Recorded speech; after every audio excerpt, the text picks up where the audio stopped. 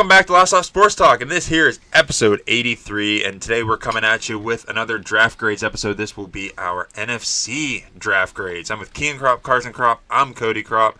So, I think we should dive right into it. Yes, of course, we got a lot to talk about. We're going to start with the NFC North, starting with the Chicago Bears. First round, they got tight end Colson Loveland. Second round, they got wide receiver Luther Burden III. Second round, they got offensive tackle Ozzie Trapillo. Second round, they got defensive tackle Shamar Turner. Fourth round, linebacker Ruben Hippolyte. Fifth round, corner Zaw Frazier. Sixth round, guard Luke Newman. Seventh round, running back Kyle Monangai. So I realize I talk in circles a lot, so I'm just going to try to be more direct today. First round, Colson Loveland. Love the guy, not the pick. I understand that you want to give Caleb Williams no excuses to fail, give him a good line, and now great weapons, which your offense is completely ready to go around him. But I think Cole Kmet was already serviceable. Do you know off the top of your head how many years left on his contract? Not many. Cole Kmet was drafted in 2020. They must. I thought they re-signed him recently. Yeah, to a couple of year deal. I'll find it. I thought maybe that could be their thought process, or maybe they want to run the ball more, 2 tight end sets. But I think that Colson Loveland is a great playmaker, and he's going to be explosive for this offense. So I love the guy, not the pick. Luther Burden, exact same thing. Love the guy, but not the pick. He was our wide receiver too, and to get him on pick 39 is great value. Pairs up with DJ Moore and Rome Odunze. Once again, they have so many weapons now. It's insane. Olamide Zaccheaus was brought in. I thought he was going to work out of the slot, but now it looks like it's going to be Luther Burden, which is an upgrade there. Mm-hmm. Kean can talk about the offensive lineman. I'll just lastly talk about Kyle Monangai. To get this guy in the 7th round, Kean and I believe, had him as our running back 5s. That's insane, and I love this backfield for him. Absolutely love it, because Roschon Johnson showed last year that he's good on the goal line. That's about it for them. And then DeAndre Swift, he has an injury history, and the Bears, I do not believe, are in love with him because they've been searching around for a running back this offseason and kind of exploring what they can do with that running back room. So I think if Kyle Monangai is given a chance, he can take over this running back room. Cole Kmet, he signed a 4-year, $50 million contract in 2023, but they do have a potential out after this season, and they can just cut him without much money, with only like $4 million total in dead cap. Oh, so cool. He's probably gone. Yeah. Yeah, it was a very interesting pick, but yeah, I'm not a fan of it just because I think it's too early, and but I like Loveland. I think he'll fit the Ben Johnson offense very well. Mm-hmm. Same with Luther Burden. I think get Ben Johnson as many weapons as you can. I think he's become one of those guys, one of those coaches, and he's proven himself. Like, just get him weapons and he can make magic happen. To get Shamar Turner to add to the line, we weren't the biggest fan of him, but to get him just to add to the defensive line maybe felt kind of rich in the 2nd round, but he's a good player. I'm sure he'll find a spot in there somewhere for them on that defense.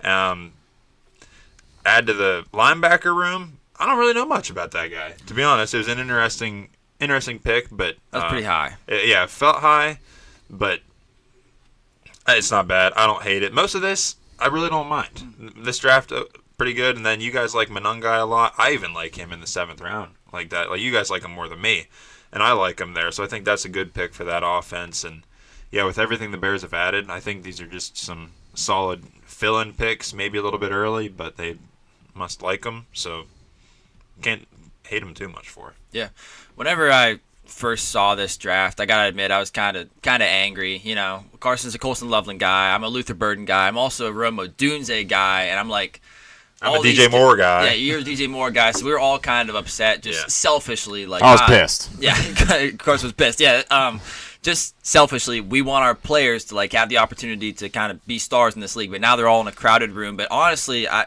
can't hate on them for it, because then I kind of put on a different pair of glasses, and I was like, I looked at the draft, I was like, whoa, they got a shit ton of good players. I was like, oh, hell yeah. So during our mock draft, they were a team that every time we came to their pick, it's like, just house money. This roster already looks so good thanks to Ben Johnson and Ryan Poles. They did a really good job rebuilding this year. They just added great players, and which is what the main goal should be in a draft. So yeah, maybe they added to they just made strengths even stronger, and there's nothing wrong with that because yeah, Olamide Zaccheaus, like you said, he was the wide receiver 3, but you can upgrade from that guy, and they did. People are acting like Cole Kmet should have stopped them from drafting Colston Loveland. Yeah, right, dude. Cole Kmet, yeah. Loveland is light years better as a receiver and actually has the potential to be a great weapon in the NFL. We have never seen that from Cole Kmet. He's been given tons of years, tons of opportunity to do so, and he has a few splash games every year. That's about it. So Loveland is definitely an upgrade, and Cole Kmet will be gone. And I love just going to get the bucket of fireworks that is Luther Burden to make him maybe one of the best wide receiver 3s in the NFL. Would be a wide receiver 2 or maybe even a wide receiver 1 on some teams. But just insane receiving core that they have there. DeAndre Swift, in my opinion, got to be the most mid running back in the NFL. So that's kind of his thing. Yeah. It's kind of his thing. It's between him and Brian Robinson Jr., I swear. Those guys are battling for mid. Kyle Monangai will be taking over at some point. We're telling you this now. This guy is special as a tackle breaker and a playmaker. And to get him in the 7th round at 233 overall is stupid disrespectful. The rest of the NFL is going to be kicking themselves once Monangai gets rolling in the NFL. Yeah. And I truly believe that because DeAndre Swift doesn't scare me. Roschon Johnson has done nothing as of yet. On top of all that, bringing in Aussie Trapillo to learn behind a wonderfully overhauled offensive line is fantastic. A guy who I do like the potential of. He's 6'8", so he's definitely got the length. Huge. Shamar Turner, he's a smaller pass rushing defensive tackle, but he's the perfect guy to learn behind Grady Jarrett, who they just brought in, another pass rushing DT. Stud. Hippolyte, he steps in as a short, compact, downhill crashing meatball as the new linebacker 3 nice. Behind TJ Edwards and Tremaine Edmonds. Zaw Frazier. Carson wasn't a big fan of him, but he's the perfect speed, length cornerback project. He's like a worse Darian Porter, basically, just much worse. He actually came from Zaw Frazier is coming from the same school that Reek Woolen came from, UTSA, University of Texas, El Paso, and it's basically another Reek Woolen project. It's nice because the Bears can afford to do that. Yeah, they can. They have Jalen Johnson and Tyreek Stevenson. Yeah, exactly. Yeah, they're fine for a while. And then Kyler Gordon in the slot. Yeah, they're going to be fine. So they are the team. Whenever you're this well built, you can take these stabs like this. And I went with an A. And the only reason why I didn't go A+ is because I still have doubt. Every year I want to draft an edge to this team because it's Montez Sweat and then just a bunch of guys that don't do anything. They brought in Dayo Odeyingbo from the Colts in free agency, and then you're just hoping that 5th rounder from last year, Austin Booker, develops, and then there's no edges that they drafted this year. So I get it. You're hoping that you get help from Grady Jarrett and Shamar Turner in pass rush now. But overall, I can't hate on it. This roster looks fantastic. They look like true contenders if Caleb Williams can put it all together. It's just like the same story as the Colts.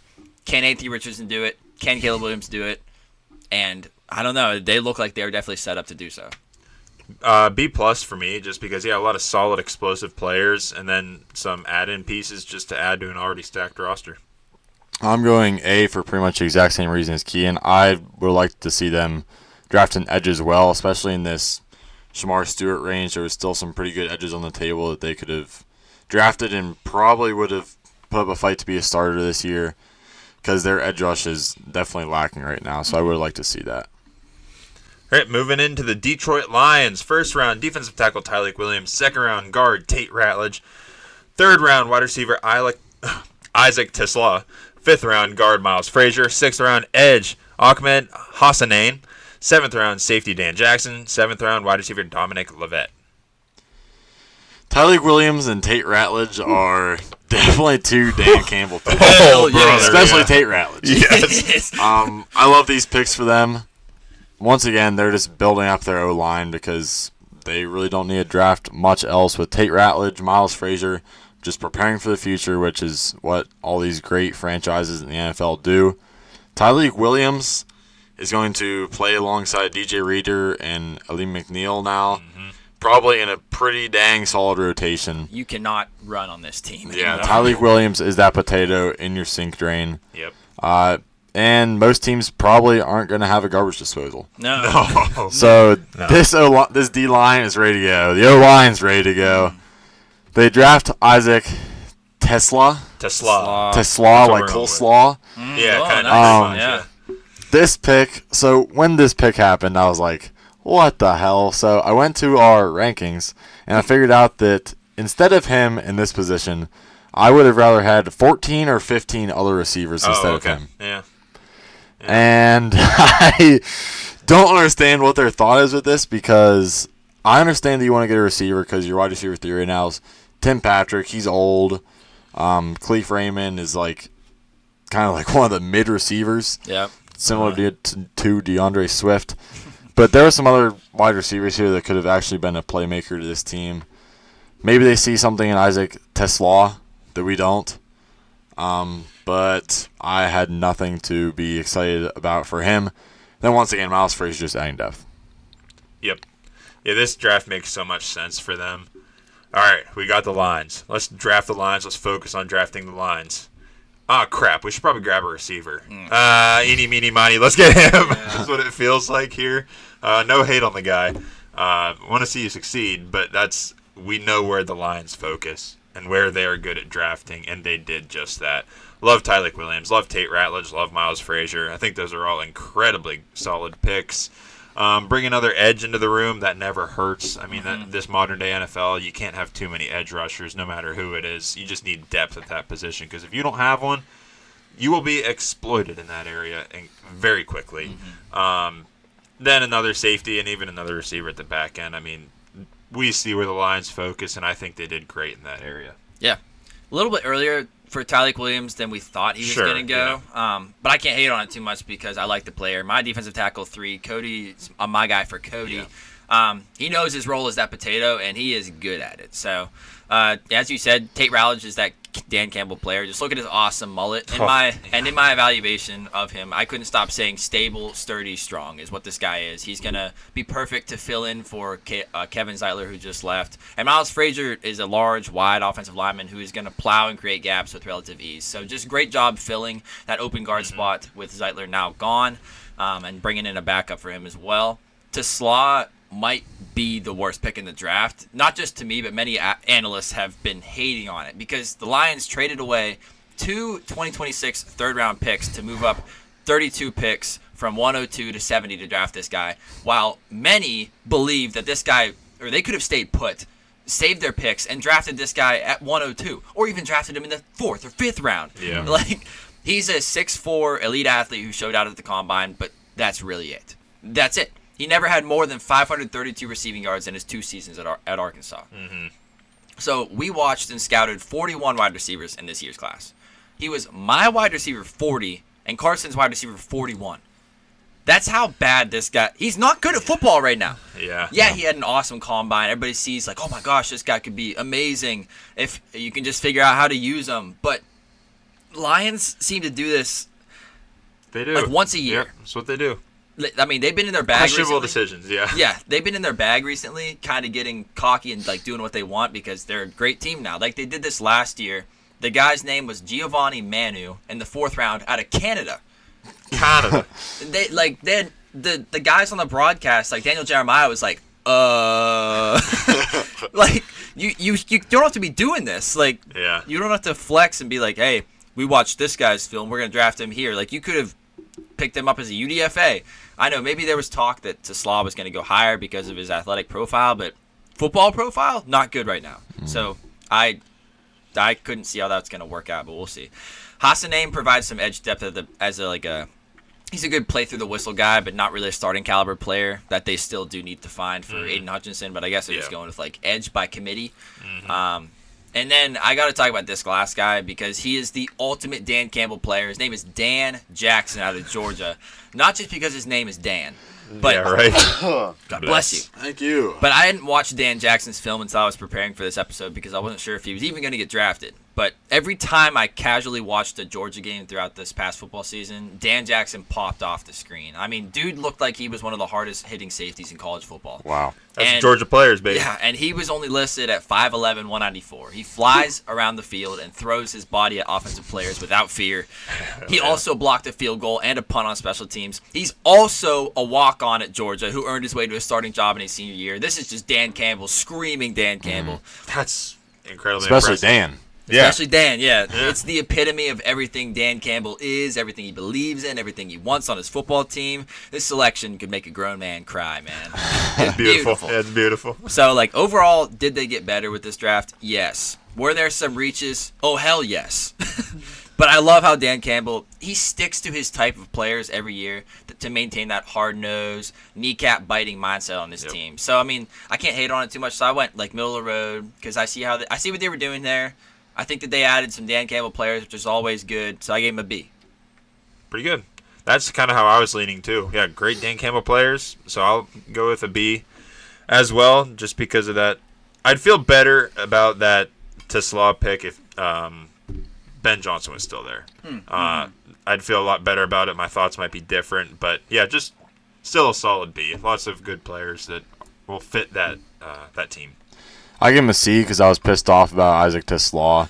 Yep. And so I started thinking about what they could have done with that pick. Otherwise, I would have liked them to see, well, first of all, better receiver. Second of all, I would have liked to see them address corner because Terran Arnold didn't show a lot last year. And outside of him, they have Enes Rakesstraw, Rock Ya-Sin. Good name.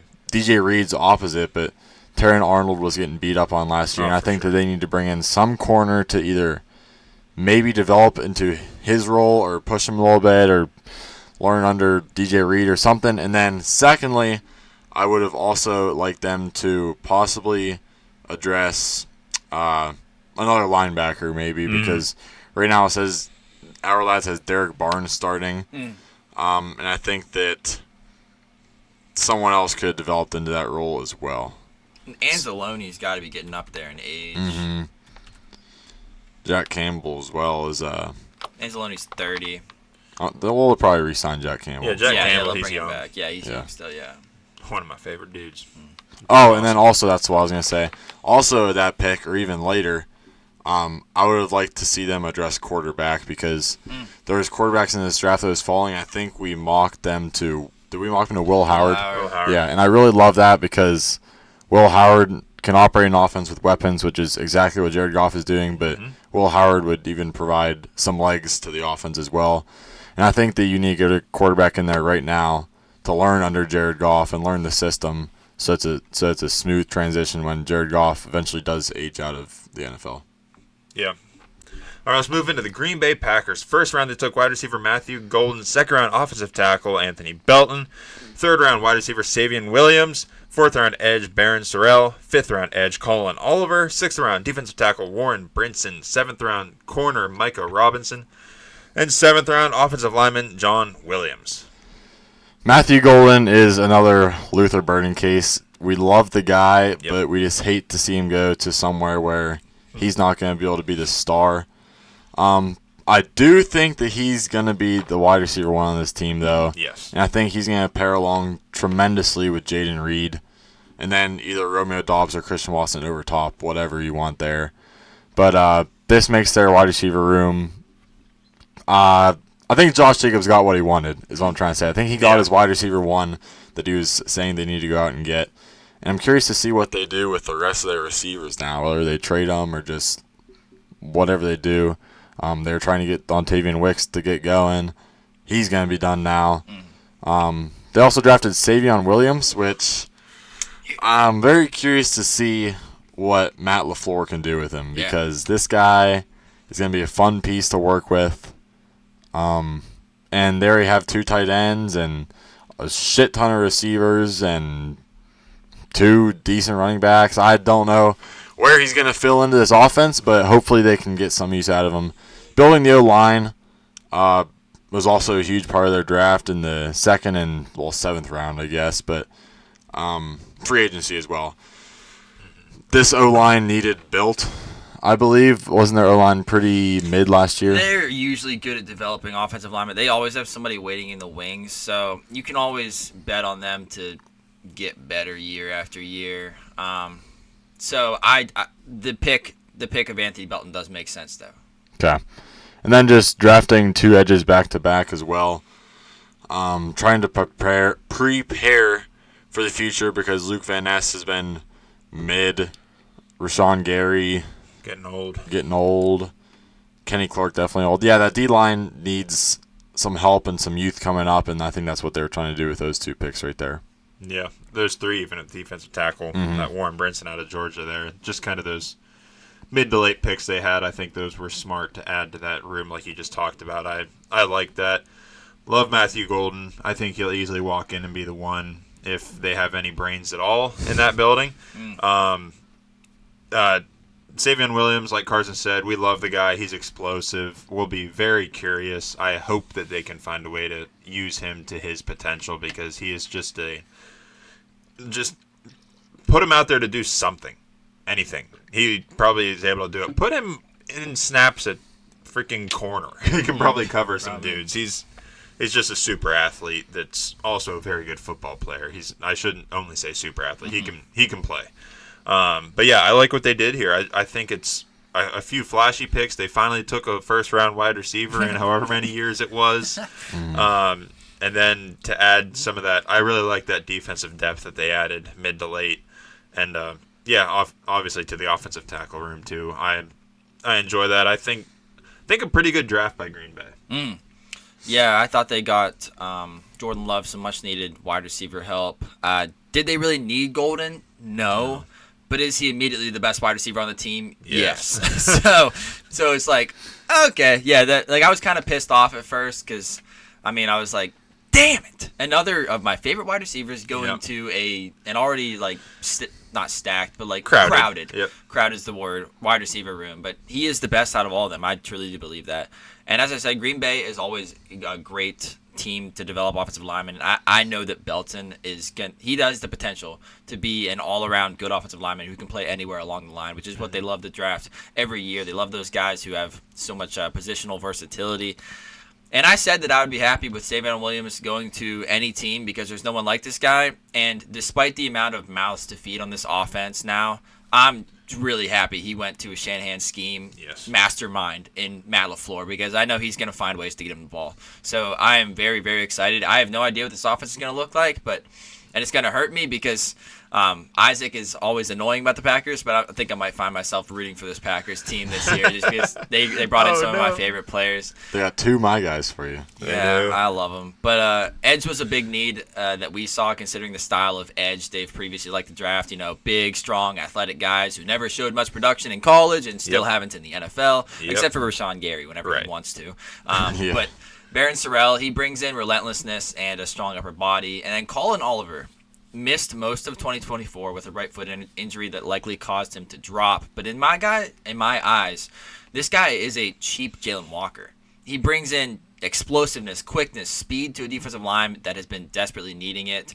I think this guy could be a big-time sleeper defensive chess piece. I didn't watch him until preparing for this episode. And I was like, oh, wow, this guy flies around the field. He's fun to watch. Like I said, cheap Jalen Walker, so I'm very impressed with this pick, and I think that he could turn into something here. And then the only cornerback they drafted was Micah Robinson at 237. Figured I should watch him too because he honestly might get some playing time, especially if Jair ends up leaving. I haven't heard anything about that recently, but there was a lot of talk about Jair leaving early in the offseason. And if he leaves, then you are shit out of luck. You got looks rough. Yeah, you got the slot corner Nate Hobbs. You got a return man and Keyshawn Nixon. And you have nobody else. So he's a skinny build, good closing quickness and coverage and run support, but quick lateral movements he is definitely shaky with. I don't know if they do get rid of Jair. This, like I said, it's not going to be good. But overall, this draft, I gave him an A. I love the guys that they brought in, and I can see what they're trying to do here. I think that they did get better. I know I'm starting off this episode with some good grades here that I'm giving out, and we are honest with our grades. We're not tied to any NFL team, so we can be honest. We don't have to like sugarcoat everything. So that's why we give out some D's and some F's, and because we're honest. But like, I loved what the Packers did here. Yeah, I like it. I think I've gave some pretty consistent B's, and this is B's for grades, and this is gonna go right down that same line. I like what they did. I like Golden a lot.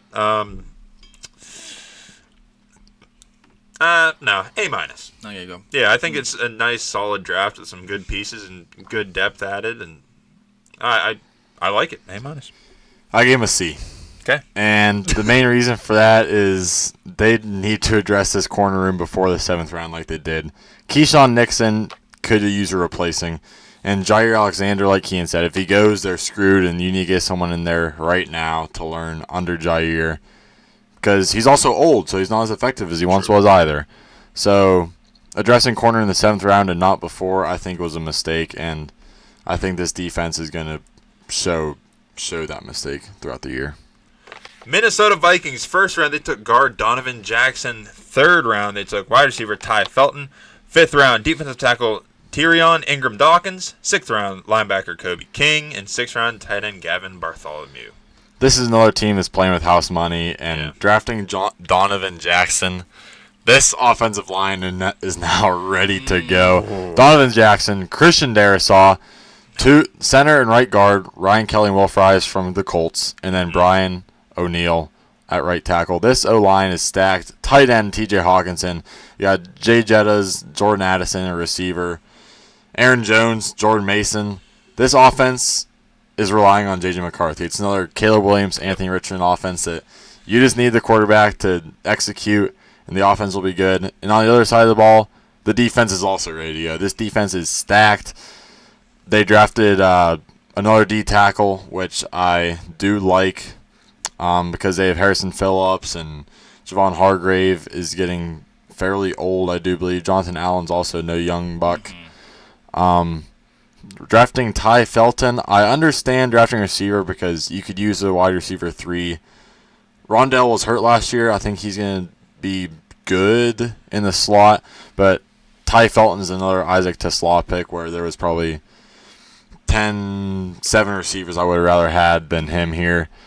So I think that was a reach. And then lastly, I wanted them to draft a linebacker that's like athletic and fun as a project for Brian Flores, the defensive mastermind.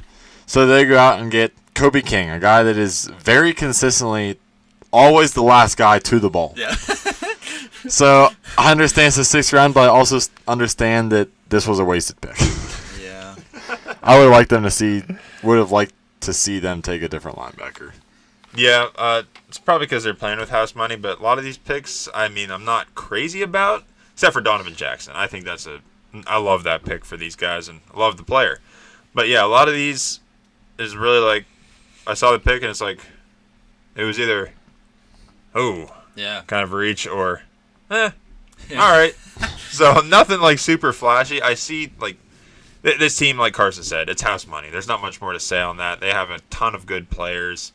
So just trying to add anywhere they could, but I think there are some better players they could have taken where they took some of these guys. Yeah, I'll say it right off the top. My run of nice grades ends here. Mm-hmm.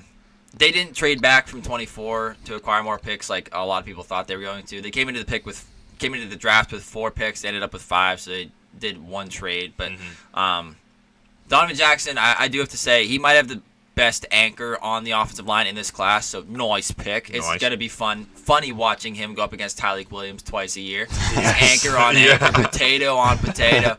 It's like the toilets. Like you don't know. It's just 2 toilets banging on each other. You don't know which one's going to break first. It's going to be like sumo wrestlers out there. Yes. They both just plant their anchor and sit. Yeah, just sitting.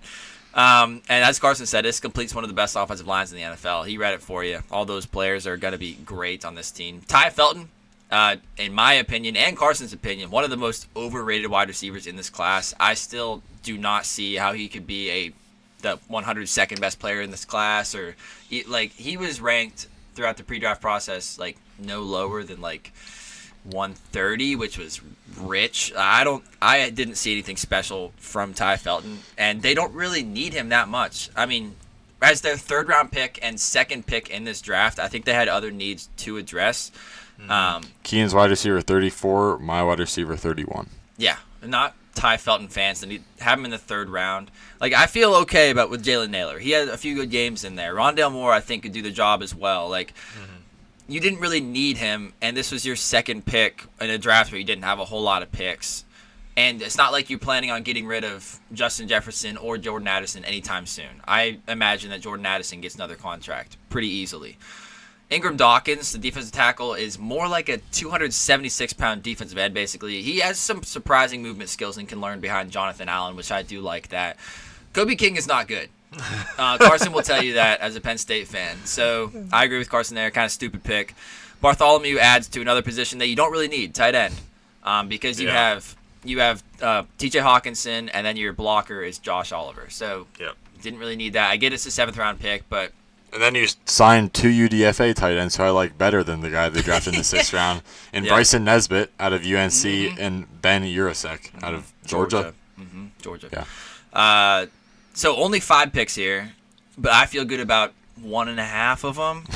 You could have used, I thought they could have used another safety or 2 after you lose Cam Bynum. Harrison Smith isn't going to play forever. Yep. Josh Metellus is slated in there as a strong safety, but he doesn't play like that. You move him around as like a chess piece. This guy plays linebacker. You put him on the edge. You put him at safety. He's like Jabril Peppers type. So he doesn't really a true safety. So if Harrison Smith retires after this year, you got to hit safety hard next year. Definitely. Because you have 0. So I would have liked the safety in this draft, in a draft with great safeties. Yes. And also corner for the cornerbacks. You brought back Byron Murphy Jr. to handle the slot. That's great. But the outside cornerbacks could have used some help. So you got right now a gross little competition for the starting jobs between Isaiah Rodgers, who was a backup on the Eagles, Jeff Okudah. The guy's never worked out. Number 3 overall pick, I think, though. He was high pick. Mekhi Blackman and Dwight McGlothern. So it doesn't sound great at all.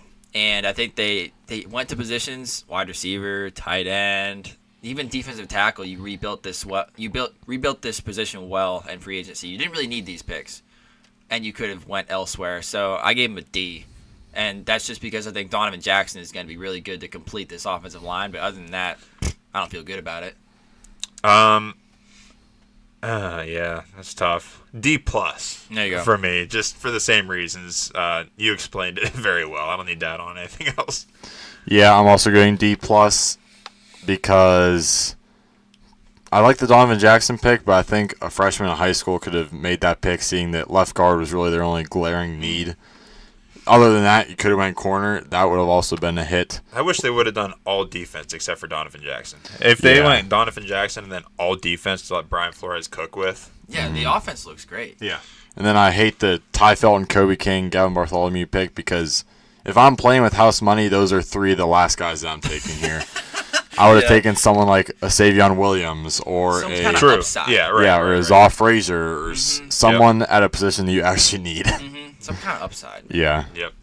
Okay, let's move to the NFC East, starting off with the Dallas Cowboys. First round, they took guard Tyler Booker. Second round, they took edge Donovan Ezeraku. Third round, corner Siobhan Ravel Jr. Fifth round, running back Jaden Blue. Fifth round, linebacker Shamar James. Sixth round, offensive tackle Ajani Cornelius. Seventh round, defensive tackle Jay Toya. Seventh round, running back Phil Maffa. Seventh round, defensive tackle Tommy Aking Basodi. This was an interesting draft for Jerry. Yes. And I don't think it went as many expected to go. First of all, Tyler Booker slots right in as the right guard. You needed that. It's another pick that a freshman in high school could have made, seeing the glaring need at right guard. Then you go edge Devon. Donovan? Yeah. Ezeraku. I was going to say that doesn't sound right. What? Like Devon. You were trying it out, Devon. I was like, the letters are all there. I was like, that does not sound like his name. Anyways, Donovan Ezeraku at edge when you already have Dante. A little short in the brain. Yeah. When you already have Dante Fowler Jr., Micah Parsons, Demarion Overshone. Yeah. Marshawn Nealon from last year. Yeah, Yeah. Marshawn Nealon. I don't think you really needed this guy. He's a good speed rusher, but now if they want to try Micah again at off ball, I understand this, but I don't foresee them doing that, and I think that you could have went elsewhere with this pick, seeing needs at safety, even corner could have been addressed. Linebacker with Kenneth Murray, who is the theme of today is kind of the most mid of their position. That's Kenneth Murray of linebackers. Yeah. And I think you could have got a real playmaker here. Siobhan Ravel, this is a high upside pick that I totally see the Cowboys making with the types of corners that they like. Yep. They always trying to get pick sixes, and it seems like a corner on their team always leads the league in pick sixes for the year. Now, Isaac Tesla was the biggest reach in the draft, as Keen said. I think Jaden Blue is competing for the second biggest reach in the draft. Yeah. Keen and I didn't even scout this guy because he was so low, and I'm still not even impressed with him.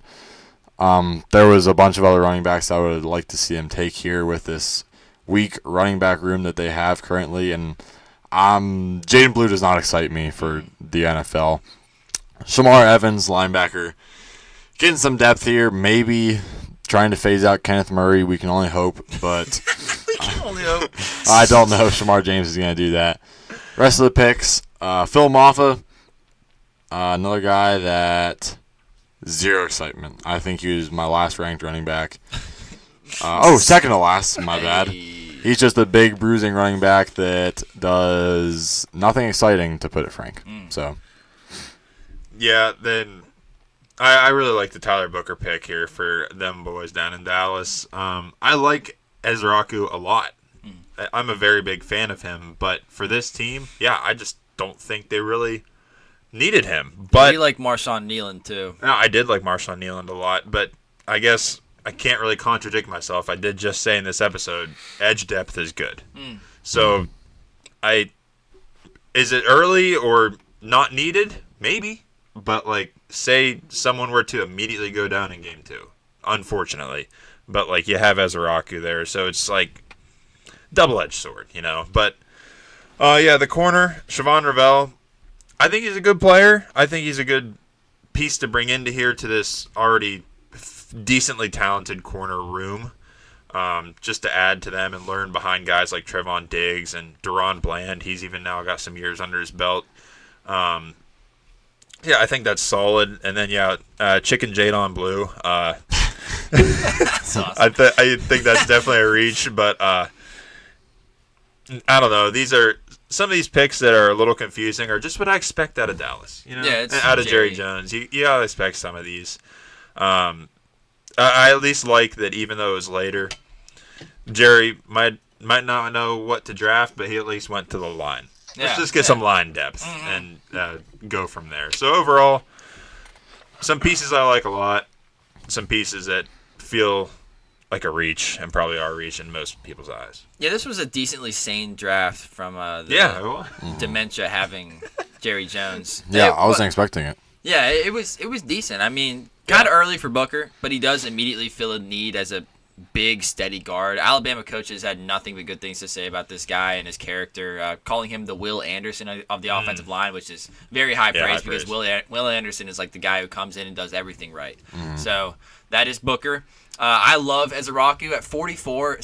Is a steal in my eyes. I heard. I thought he should have gone 20 picks earlier, in my opinion, of Ezraku. I'm a fan of this guy, but I think he's an all-around crafty edge who completes probably the second best edge rotation in the NFL, behind the Steelers, because the Steelers got T.J. Watt, they got Nick Herbig, Alex Highsmith, now Jack Sawyer. Well, I mean, the Cowboys have Micah Parsons, Dante Fowler Jr., Marshawn Nealon, now Donovan Ezraku. That's an awesome room. It's up there. I would throw them all out there, man, but at the same time. But I do feel much better about Ravel in the third round, because there were talks that he was going to be back into the first, early second. This guy is more of a project than people want to realize, and he's coming off an injury. So I like that he dropped to the third. And I agree with you guys. I think this is a great landing spot for him because he feels like he's going to turn into a Trayvon Diggs style player. Yes. And they know how to create those players, those guys that he has great hands. He doesn't really, he's not really smooth with all the movements yet, but if the ball is coming his way, he could win that jump ball. And I think that he is a perfect fit here. Bringing in Blue, who's a small, fast receiving back, and Maffa, who's a 234-pound bruiser, they don't make me feel a whole lot better about this disgusting running back room. It's Javonte bad. Williams, Miles Sanders, guys who are way past their prime, and then you bring in a couple of mid at best running backs. Shamar James, he could have some early playing time with DeMar being overshown, still recovering from his brutal knee injury. He's lightweight, pretty speedy linebacker who zips around. He just lacks some strength. And even Ajani Cornelius adds some nice depth on the offensive line. It didn't feel like a draft where Jerry Jones showed his stupidity, so I can't hate on it too much, but I think it still comes out just around average because there were some picks that were like, ooh. So I gave him a C. That's kind of how I was leaning too. I was just going to go middle of the road just because, I liked a lot of these picks. A lot of them were just like, okay, all right, Jerry, you didn't screw this one up this time, so C for me also. C+. I like Donovan. There you go. There you go. Devon. Devonovan, I think is what you're trying to say. Devonovan as a Rocky, yeah. Tyler Booker, like you guys said, safe picks. Surprising that Jerry went this route. And really the only thing that I have against it is just the later round picks, running backs, Yeah. linebackers. I would like to see them go elsewhere with that. But overall, pretty good, C+. New York Giants. Excuse me. First round, they took edge Abdul Carter. First round, they also got quarterback Jackson Dart. Third round, defensive tackle Darius Alexander. Fourth round, running back Cam Scatabo. Fifth round, offensive tackle Marcus Bowe. Seventh round, tight end Thomas Fidone. And seventh round, corner Corey Black. I think that this may actually be the second best edge class in the league. Maybe even first. Abdul Carter, Brian Burns, and Kevon Thibodeau. Pretty good. Pretty good. Yeah, they're stacked. And then you got Sexy Dexy on the inside as well. I don't know what kind of rotation they're going to use with these guys. I'm curious if they're going to move. Brian Burns is too small to move inside. Maybe Thibodeau goes inside. I don't know. He's like 270, but he's never played there. Yeah, so maybe they just use him as like a D edge type. And then Probably. keep someone on like the far outside as a true speed edge. I don't know, but it's going to be an exciting defense to watch. Oh, Jackson Dart, this team was calling for a quarterback, and they get it in the form of Jackson Dart, who I think this is a good landing spot for him. He can learn under Russell Wilson. Jameis Winston can teach him how to provide some comedy. Tommy DeVito can teach him how to provide some gravy. some Yeah, swagger. Yeah, some swagger. This guy has like, you send your kid to, okay, so you're going on vacation, right? You're like, I need a babysitter. Sure. So you're like, okay, I want my kid to be entertained while like we're on this vacation or whatever. So you send them to, so you ask all these people in your family, you're like, okay, I need like grandpa, he's very, very controlled. He can keep the kid under control. He can like teach him like, okay, son, like this is how you fish, Palomar knot, snell knot. Here we go. That's Russell Wilson. I mean, Sure, grandpa's a little cringy because they like have some dad jokes in there, and they're like, how do you use this thing? You know. Okay, so there's grandpa. Then you're like, but we need some fun. So you bring in the drunkle. Yes. To Jameis Winston.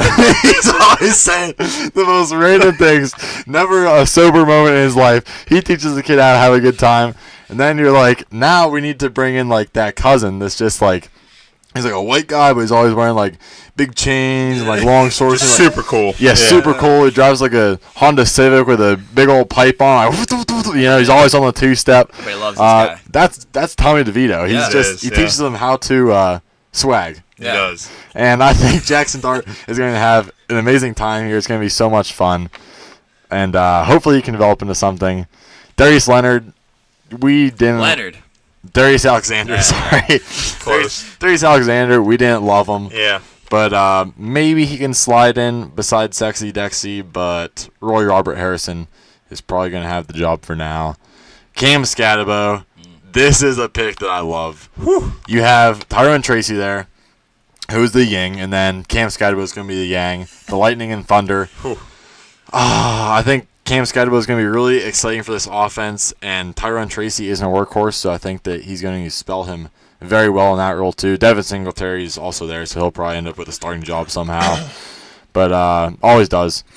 And then Marcus Bowe adding some O-line depth because, you could always use an O-line. Especially on this team. Especially on this team, yeah. He probably has a chance at earning the starting job, depending on what Kean says about his scouting report. So, yeah, I think Bo has a very good chance at earning a starting spot here. But edge, Abdul Carter, can't go wrong with this pick. I mean, add to that already stellar defense, and just they will find a spot for Abdul Carter, and they will make it all work. That defense is just so freaking loaded on this team. It's very, very good and a lot of talent. Jackson Dart, I don't hate.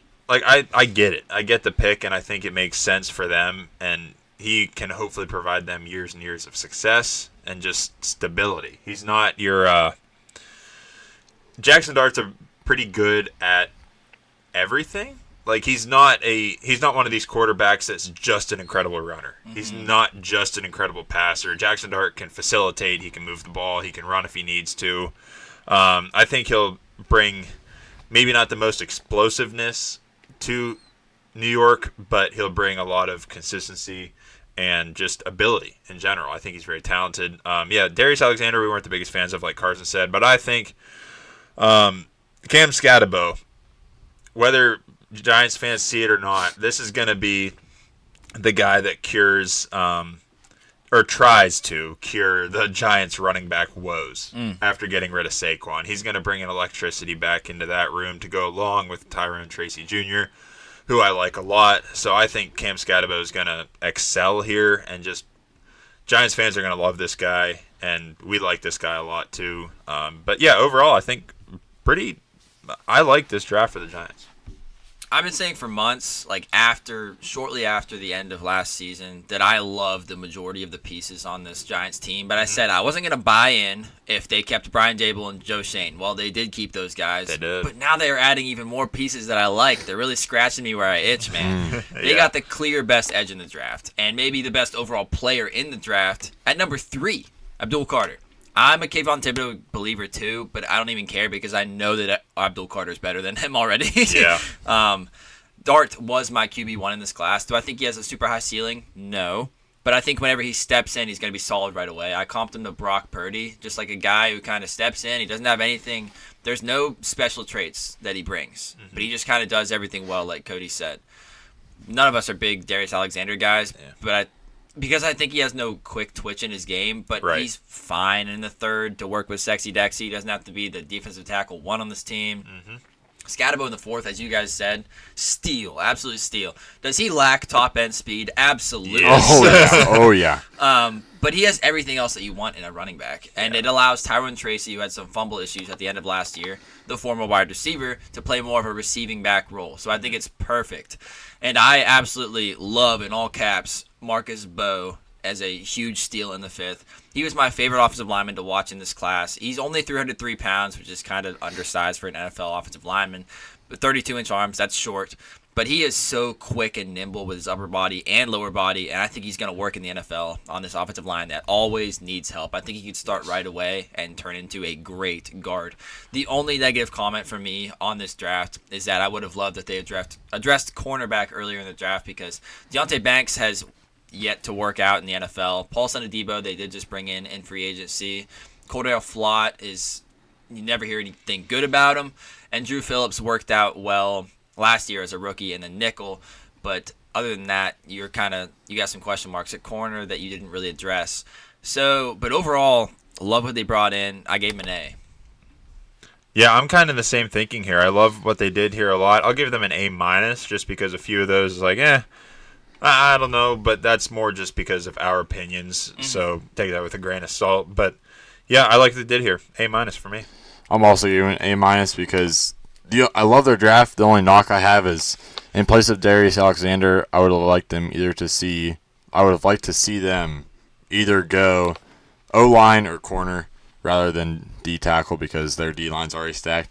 This is going to be maybe the most fun team to watch in the NFL. Listen to these names. It's fun. Yep. Malik Neighbors, Darius Slayton, Wan'Dale Robinson, Jackson Dart, if he plays, Tyrone Tracy, Cam Scatabo. That's just offense. Defense, Sexy Dexy, Brian Burns, Abdul Carter, Kayvon Thibodeau, Bobby Okereke, Paulson Adebo, Tyler Nubin, Javon Holland. Oh man, I want to buy in. There is so much fun there, and they're one of the teams as we're watching our 7 games a Sunday, 6 games at one time a Sunday. They're going to be one of the teams that I make sure we have on the TV because there is so many stars to watch here. It's going to be exciting. Agreed. Philadelphia Eagles. In the first round, they took linebacker Jahad Campbell, second round safety Andrew Makuba, fourth round defensive tackle Ty Robinson, fifth round corner Mac McWilliams, fifth round linebacker Smell Munden Jr., fifth round center Drew Kendall, sixth round quarterback Kyle McCord, sixth round offensive tackle Miles Hinton, sixth round offensive tackle Cameron Williams, and sixth round edge Antoine Powell Ryland. Oh man, the Eagles continue to cook. Yeah. Jihad Campbell, first of all, his interview after he got drafted was incredible. Yeah. So good. He kept taking the mic and she was just like, okay, whatever. So good. He is going to be amazing in this linebacker room. Nakobe Dean, get out of here, brother. Yep. He's going to slide in there right beside Zach Bond. Man. This linebacker room, one of the best in the NFL now. Andrew Makuba, my guy for me. Maybe my favorite guy in the draft, actually. Now, I am kind of concerned because Reed Blankenship will still play. Oh, yeah. Yeah, he can beat out Sidney Brown for this spot. Yeah, Sidney Brown, you can also get out of here, you crazy Canadian.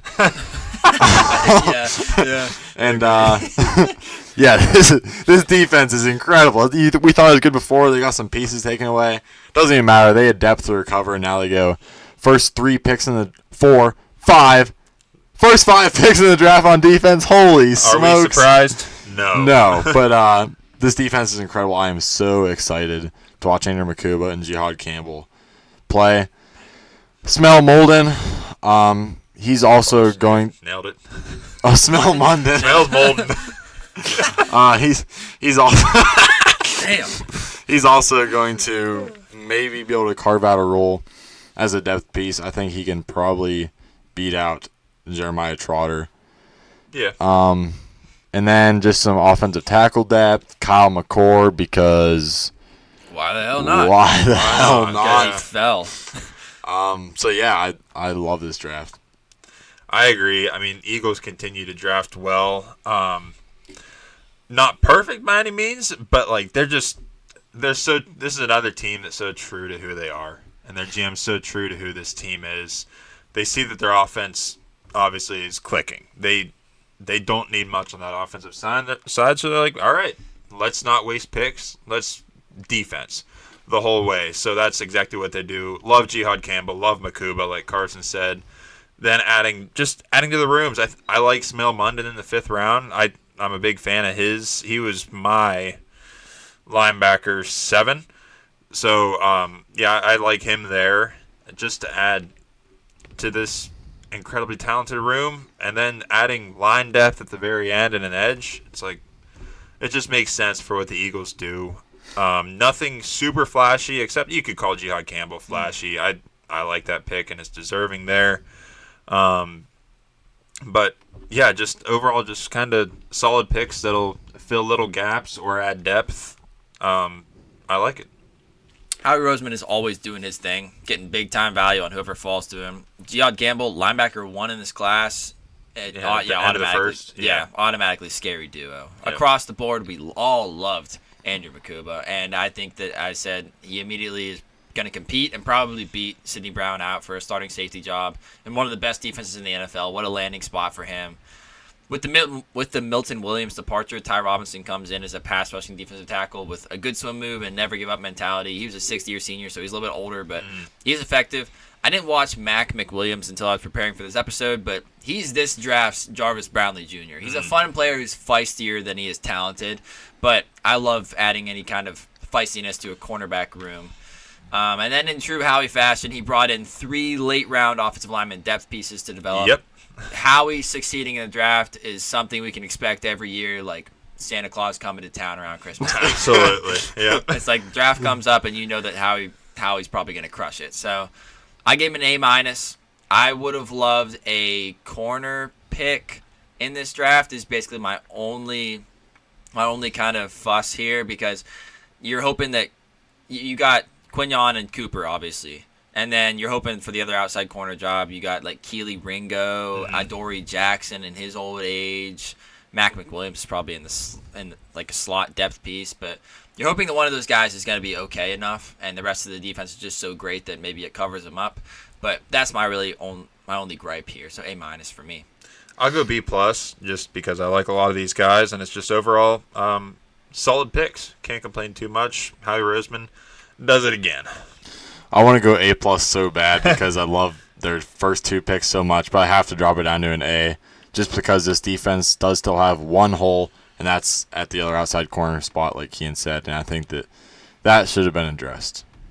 Washington Commanders, first round they took offensive tackle Josh Conerly Jr., second round corner Trey Amos, fourth round wide receiver Jalen Lane, sixth round linebacker Kane Medrano, and seventh round running back Ja'Cory Krosky-Merritt. This team didn't really need a whole lot because they hit free agency so hard with Debo, Laramie Tunsil, down defense, Javon Kinlaw, Dietrich Wise, Will Harris. But I think that offensive tackle is a great pick here because you can never have enough O-line. Brandon Coleman is replaceable for sure, and I think Josh Conerly Jr. can do that. Yep. Trey Amos, I feel like, is the absolute perfect fit for this team. Kean loves him way more than I do, but I see him as a high floor, low ceiling guy. He's just going to go in there day one, get the job done. He's going to already have a veteran presence to him, calm, composed. He just knows he's nuanced. Nuanced. I don't think that's the right word. Damn. I thought we already learned this word. No, nuanced means like there's little changes. Like whenever we talk about like a nuanced route runner, it's like they can make little changes on the fly. Okay. And, yeah. All right. Well. Stop and go. Yeah. Well, disciplined, I guess, is a better word. Yeah.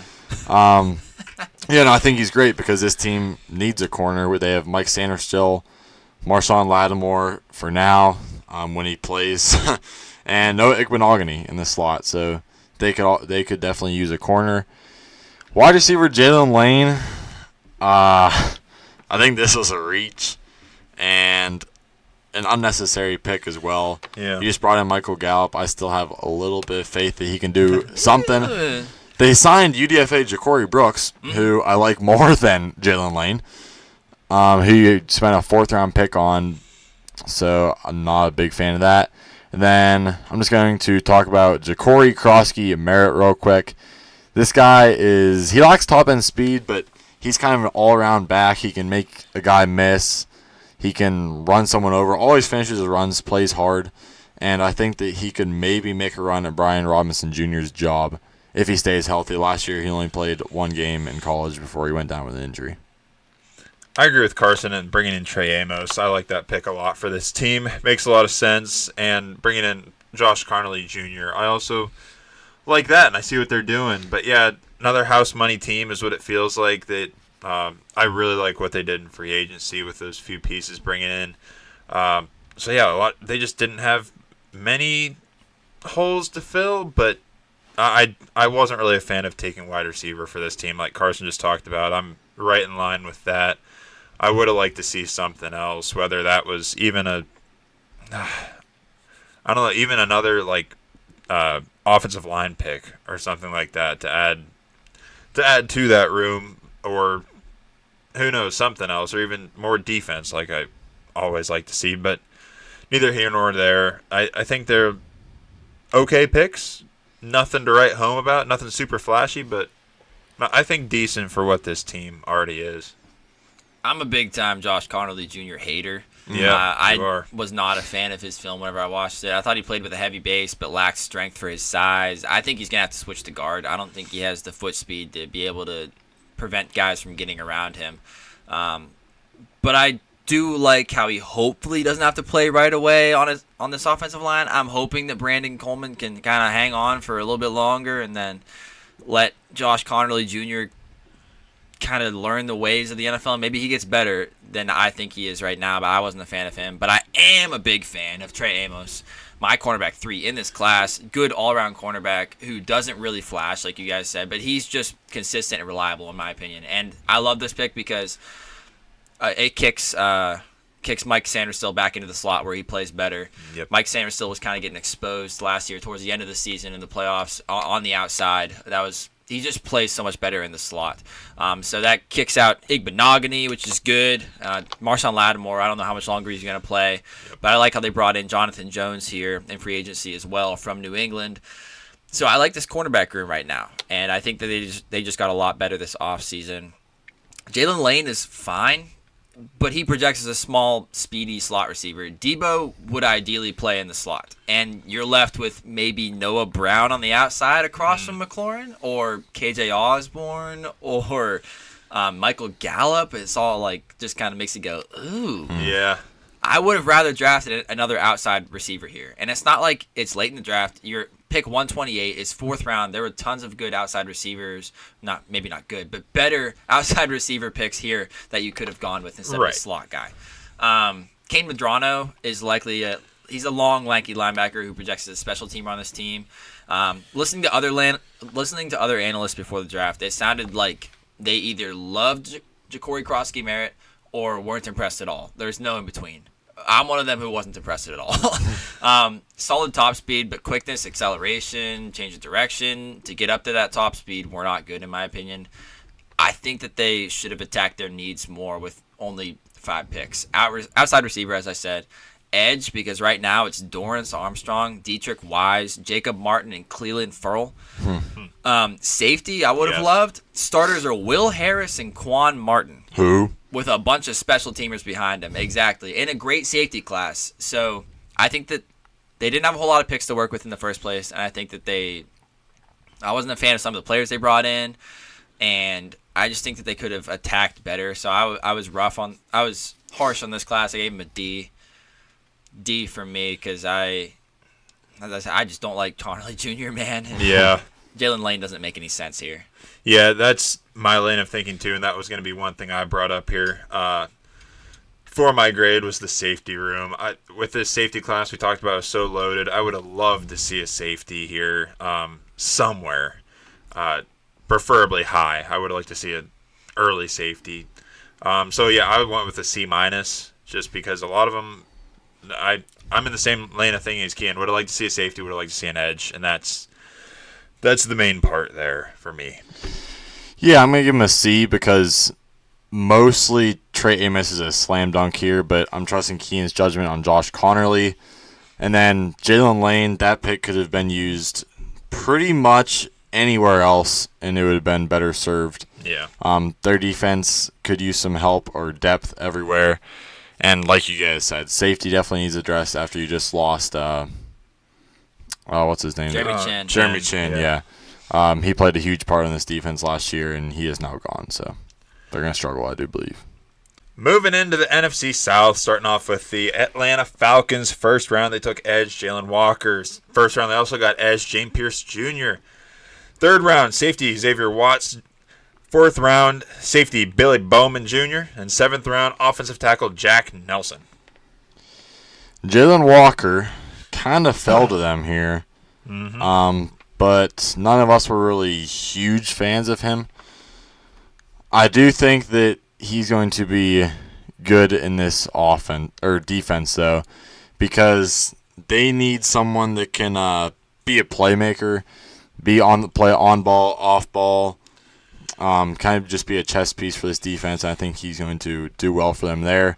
James Pierce Jr., Kean absolutely loves him, and this is a perfect landing spot for him. The Falcons needed edge help more than anything, and I think that it was so wise of them to go 2 edges in a row because most teams will not do that because they just try to address their other holes, but they hit edge hard in this draft, and I think that was the right decision.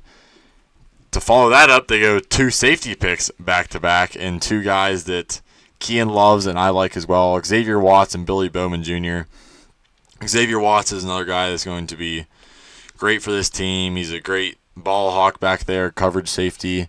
Then Billy Bowman is just like a little spider monkey. He's always in the right spot at the right time. He's flying around the field. Not very big, but he plays with a lot of heart. And right now they currently have him slotted in the nickelback position, which I could see him doing. I think he has the quickness to do it. I think he needs to learn the nuances of the position. Is that the right well done. word? Thank you. Nailed it! We got there. Yeah, we get there. We learn and we adapt. Adapt and overcome. yeah. Adapt, yeah. Yeah. Oh, that's all you got? Okay. That's all I got, yeah, no, that's like- Yeah, Atlanta Falcons here. I like this draft a lot. I love, like Carson said, I love that they took their first 2 picks here in the first round as edge players. Carson said we weren't big fans of Jalen Walker. Jalen Walker was my 3rd edge, I think, 3rd ranked in the class, and I like James Pierce Jr. Also, love the safeties they brought in here. Xavier Watts, you guys were bigger fans of him than me, but I like Billy Bowman a lot. I think just now this safety room looks very good, and I like it a lot. So we got, just to run through it, we got Jesse Bates. Now we got Xavier Watts, and we got in the nickelback, they have D. Alford there. He's been solid, nothing special, but to bring in Billy Bowman Jr. also, and then you get a UDFA, just to throw that in, of Kobe Bryant, who I was a fan of. He's a dog. Yeah, I think this they completely changed their safety room here. And their edge room. Their edge room was Trash. yeah, I mean, guess Arnold Epiketti, Yep. if you want to say that, and Leonard Floyd, who's a good player, but getting older, who they actually just brought in this off-season. So there'll be some rotation there, which I think is good. And they had retirement home Matthew Judon. They did have him, yeah. Yeah, he true. gone. Yeah, he gone. But I think that with these limited picks, I think they did a very good job of hitting exactly where they needed. They wrapped it up with an offensive tackle, just depth piece, more or less. But I think with their picks here that they had, I think they did a very good job, and I like these players a lot. I absolutely love this draft for the Falcons. Yeah. I get it. Most people are going to look at this draft and think it's fine, not great. But I love these players that they brought in to immediately make the defense better. And I said that they should spend basically every pick in this draft on defense because the offense still looks good. And they pretty much did that. I'm not as high on Jalen Walker as the NFL or other analysts seem to be. I don't think he has a true position in the NFL. But I do love bringing him in with Raheem Morris to use him as a defensive wild card piece on a defense that has needed a spark for years. James Pierce Jr. was my edge 2 in this class. I know that there were concerns about his personality and who he is as a person, but on the football field, the way this guy moves and how successful he was as a pass rusher in the SEC, I think he can be special in the NFL. Xavier Watts was my safety 1 in this class. I was very rich on Xavier Watts. I think he's a steal in the 3rd round. For him to drop to, what was that, 96? Yeah, 96th overall. Stupid disrespectful. I've said it before, but everything Malachi Starks can do, I think this guy can do, but even faster. He forms one hell of a safety duo with Jesse Bates, and that's going to be scary. Then in this deep 2025 safety rookie class that we all love, why not grab another one? Mm-hmm. Billy Bowman Jr. is smaller, as Carson said, but he's an athlete. He showed that at the combine and on the field. He zips around, so he's always near the action like a police officer. What? Yeah, that's what I said in my notes. I was like, I got to copy and paste that one in.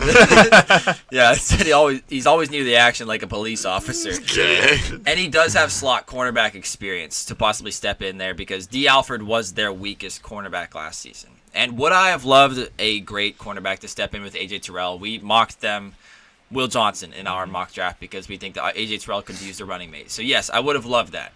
But I do have to give Mike Hughes and Clark Phillips some credit for how adequately they played last season with absolutely zero help from the pass rush. Mm-hmm. Basically, every play, you knew you were going to have to cover guys for like 4 seconds, which is a long time. 4 seconds is a long time, boys. Yeah. But so, I mean, I completely understand giving them another chance this season to prove themselves with hopefully more pass rush help this year.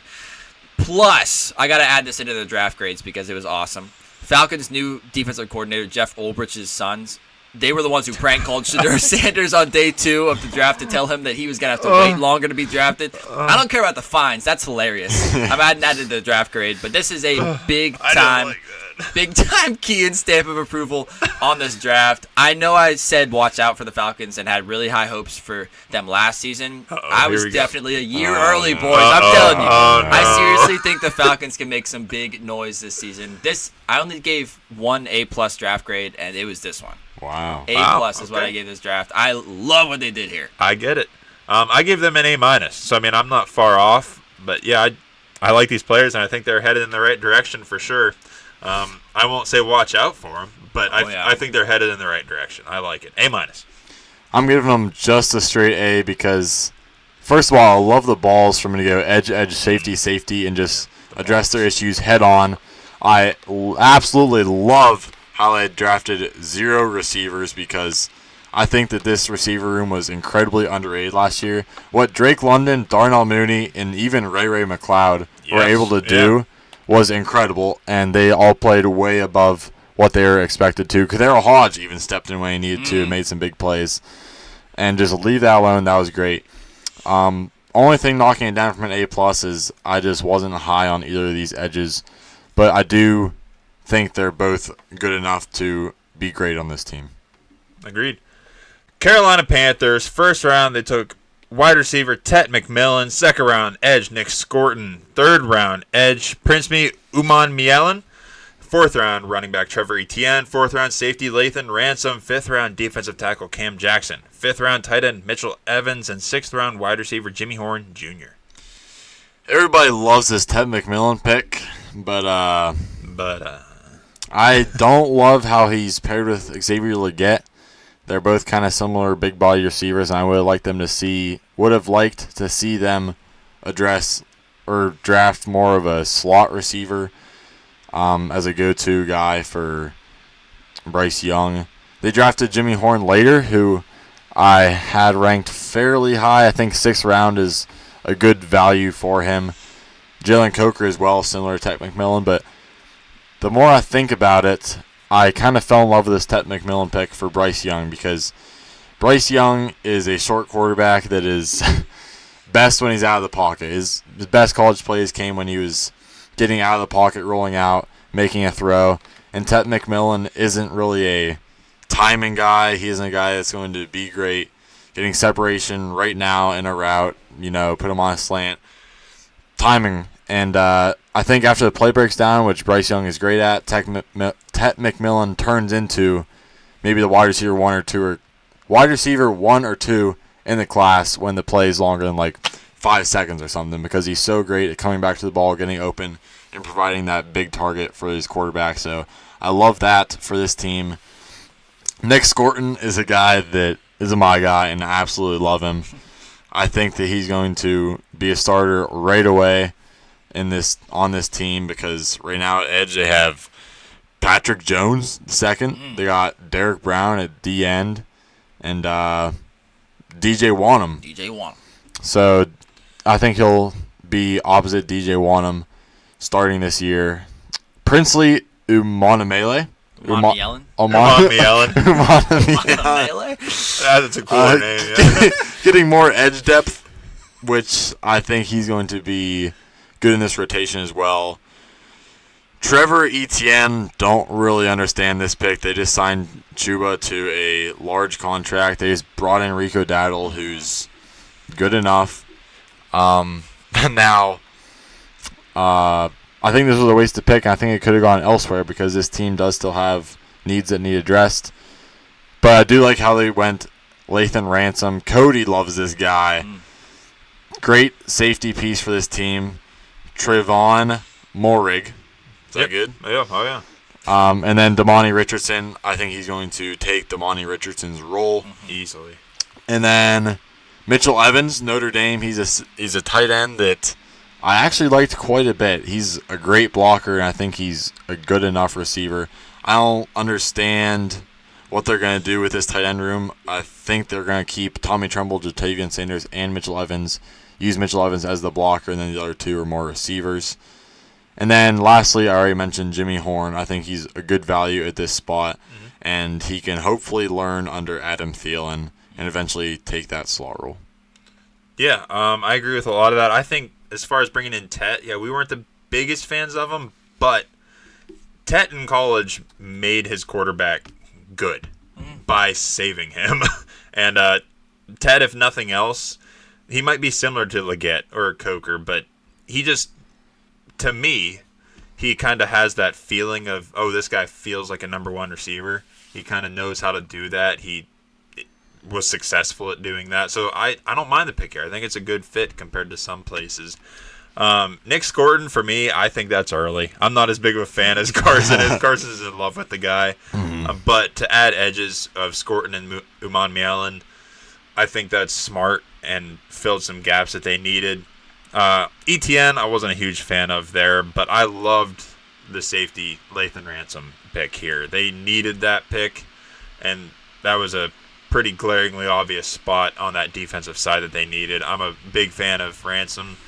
The tight end pick, I would have rather probably seen Mitchell Evans out of Notre Dame. I'd probably rather have seen like a lineman pick there, like either offensive or defensive, but probably more the offensive line just to add a depth piece, because I don't know if that was absolutely necessary, but I do like Jimmy Horn at the back to wrap it up, just as another weapon late who had pretty decent success in college, and it's just I think he'll have a good depth spot for some, even to fill in the slot for the aging Adam Thielen, if he's even still there. But overall, I liked a lot of it. All of us are kind of lower on Tet than consensus, and so I wasn't really thrilled. None of us are really thrilled with this pick on draft night. We were all kind of texting like, why would they do that? Because we think he's similar stylistically than Xavier Leggett as a strong, big play threat wide receiver who not really a route runner, but that could get open easily for Bryce Young. I think that obviously Tet is better than Xavier Leggett, but do I think that T-Mac is going to be fine? Sure, I do think he's going to be okay. I've kind of come around on that, but I do at the same time still wish that Bryce, he does whenever plays break down, he does good there. But there are also times where he just needs he needs rhythm sometimes to that's whenever he was doing his best work last season, is whenever he was seeing things well, people were getting open for him. I don't know if T-Mac can get open quickly like that, so we'll see, but I think that he does bring something to that offense whenever plays break down, because like Carson said, he is best in those situations, and Cody said too. I feel much better about the edges on this team now that they have a nice rotation. Even after they released Jadeveon Clowney earlier this week. Scorton brings the power. Uman Mielen brings the speed. Pair them with DJ Wanham and Patrick Jones II, and that's a rotation that I think is going to be better than most people realize. They're going to be pretty solid, I think. Not a big fan of Trevor Etienne. I think he's solid in quick spurts, which is how he's probably going to be used on this team behind Chuba Hubbard and Rico Dowdle, so that's fine. Lathan Ransom brings some good boom from the safety spot. That's awesome. Cam Jackson is a nice developmental defensive tackle to learn behind Derek Brown. Mitchell Evans is a solid true tight end as well if Jatavian Sanders doesn't work out. God bless you. Thank you. No huge splashes for me, but they clearly got a lot better. I gave this class a B+. That's exactly what I was thinking. I gave it a B+ because the more I thought about it, I think it makes a lot of sense. Get their young quarterback, Bryce Young, a solid defense so that he doesn't need to be relied on all the time, and get him more weapons. It makes a lot of sense for young quarterbacks. Let them develop together, and building the defense I always love. Yeah, I'm going B+. I don't really love the Trevor Etienne pick either. I would like to see them get. Jeez, oh man. Yeah. Would like to see them go either O-line or linebacker. They are starting Trevin Wallace right now. He didn't really show anything exciting last year, and I think that you need to bring in depth there as well. But B+, yeah, overall, I like it. Moving to the New Orleans Saints, first round they took offensive tackle Kelvin Banks Jr., second round quarterback Tyler Shuck, third round defensive tackle Vernon Broughton, third round safety Jonas Sanker, fourth round linebacker Danny Stutzman, fourth round corner Quincy Riley, sixth round running back Devin Neal, seventh round tight end Maliki Mataval, and seventh round edge Fadil Diggs. Kelvin Banks definitely solidifies this O-line and brings in much needed help at the left tackle position for whatever quarterback may be back there that is struggling. And that quarterback will probably be Tyler Shuck. Yep. And this was a reach. None of us. Let's see where we had him ranked because he shot up the boards. He did, yeah. He was our consensus quarterback 13. Yeah. Exactly. None of us loved him, especially to be damn near our first rounder is insane to us. Yep. Hopefully he doesn't have to start right away, but this team Looking that way. Saints are going to do what Saints are going to do. Other team put belt to ass. Yeah. Jonas Sanker.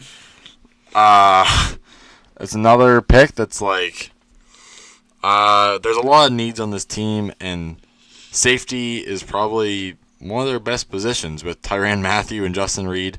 I understand both these guys are old, but Jonas Sanker is also fairly old himself, older prospect. So I like the depth preparing for the future, but there's so many other needs that you could have addressed. Danny Stutzman. Cody and Kean absolutely love this guy. He'll learn the ways of a white linebacker behind Pete Warner. And Demario Davis is another guy that's old and probably on the brink of retirement. So 36. yeah, so I love this pick. And then Devin Neal. Alvin Kamara, another guy that's probably on the brink of retirement. Kendrick Miller, been injured his whole career ever since college. Hasn't really showed a whole lot. And Devin Neal is a running back that I think needs a good O-line because he's a very patient runner and he sits back there and he just waits for a hole to develop. So I think he may struggle behind this O-line, but I like the value here in the 6th round for him. I did like that Calvin Banks pick, bringing him in first and foremost to add to that offensive line to a big place of need there. They probably could use even more offensive linemen, but I like that first. Tyler Shuck, questionable to me and a lot of people, but actually, I was going to say I think I get it, but I don't know if I do. But we'll see. I guess that's all the fun of football. Bringing can't talk about that defensive tackle because I don't really know much about him, to be honest. So that could be good or bad. But I like Jonas Sanker. I think he's just a talented safety who's a physical freak and had a buttload of tackles out of Virginia. So this guy's a tackle monster. And if anyone were to go down, because Tyrann Mathieu is older, obviously, and Justin Reed is getting older. So to bring in Jonas Sanker to work behind those guys, I don't hate it at all. Like Carson said, Danny Stutzman, huge fan of that guy. I think he's just his play style and aggressive. He's just very good, and I like him. Hard hitter, his play style will let him succeed anywhere in any offense. So he'll have a lot of success. And those end picks, yeah, like Carson said, I like them bringing in a running back for the reasons Carson mentioned. Alvin Kamara is older. Kendrick Miller, not great. They brought in Clyde Edwards-Helaire. Then they needed something. So to try to grab a running back late, might as well take a shot at it and see if he can come in and make a difference for him on that team. And also, it's kind of under the radar a little bit, but to bring in that tight end, Maliki Mataval, I think that's good because their tight end room's kind of non-existent other than Taysom Hill. Woo. And he's great, but like he's kind of a more do-everything player. He's not that true tight end. They brought in Dallin Holker. Yeah, play Dallin Holker. Yeah, they need to play him more, but I don't hate them bringing in another tight end there either. Yeah, Kelvin Banks Jr. at 9 kind of surprised me. I think he will be a good offensive lineman in the NFL, but I don't know if he turns into the star that number 9 overall suggests, but I think he is going to be good. Tyler Shuck at 40 overall, the 3rd quarterback drafted, might be the worst pick in this draft. I know it's between him and Tesla. Yeah. Widely agreed upon, too. I would have to go Tyler Shuck. I think Tyler Shuck is worse because you're going him at 40 to be the leader of your team. Tesla is at least being just brought in as a depth piece. You're not relying on him. You're relying on this guy. Yep. Our consensus quarterback 13, as I said, we've all heard about everything about him. He's turning 26 at the beginning of this season. He's 7 college seasons deep. He was in the same recruiting class as Trevor Lawrence. He backed up Justin Herbert whenever he was still at Oregon. Ooh. And he was originally an exciting prospect who I watched quite a bit of whenever he was at Oregon because of his rushing ability. But now he's got so many injuries. He only rushed for, which is how he got all these seasons. They kept awarding him, he was injured for a lot of each season, and they kept awarding him more and more seasons in college. But after many injuries, he only rushed for 132 yards in 2024, and he looks kind of scared in the pocket now, making some throws. He's just a project quarterback with many red flags that I feel like they looked past, and I don't see why.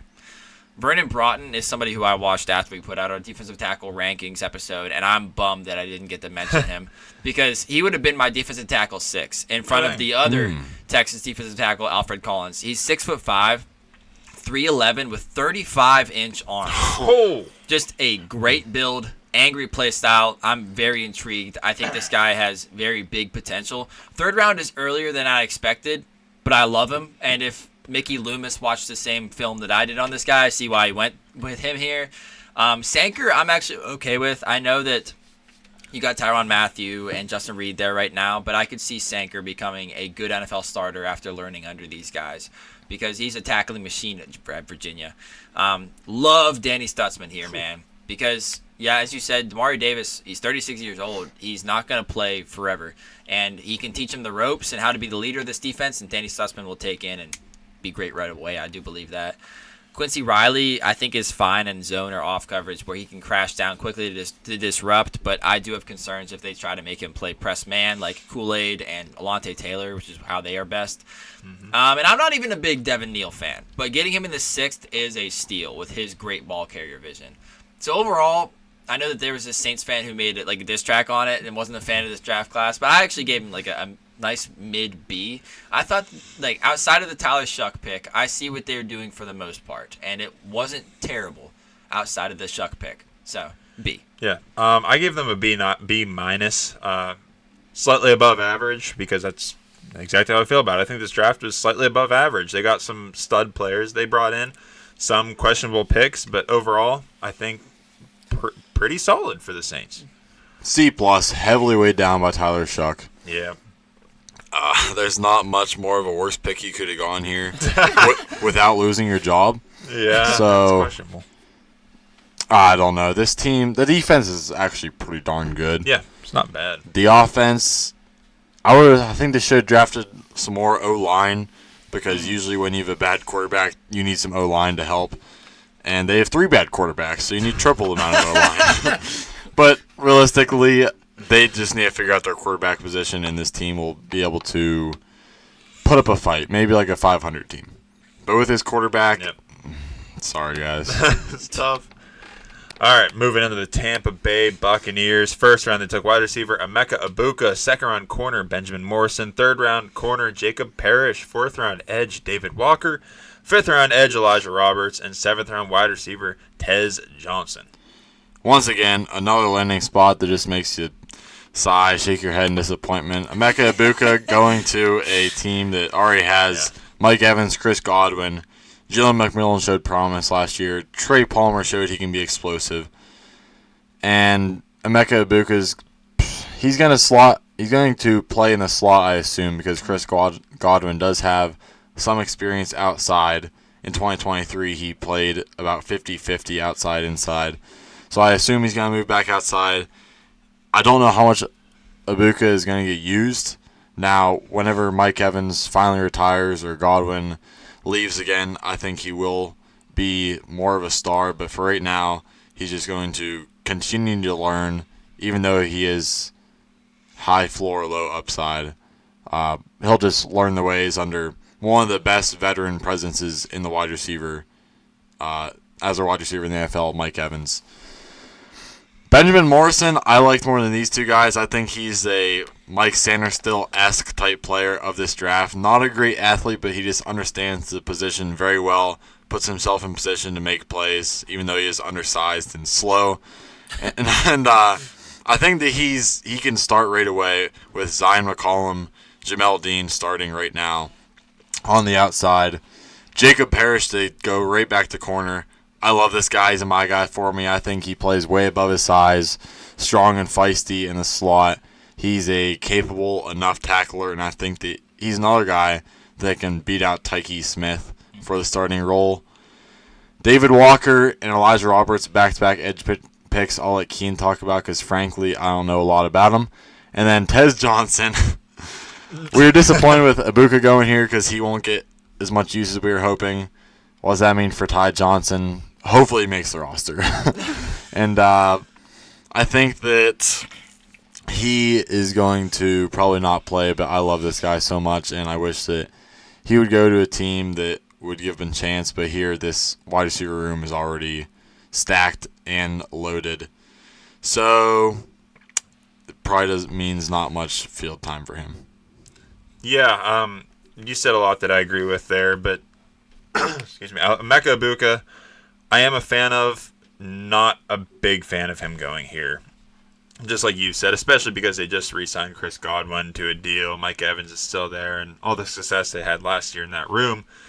I don't think this was completely necessary. I would have rather seen something else in the first round for that first pick, whether that be probably a defensive piece is how I'd lean, whether that probably a safety.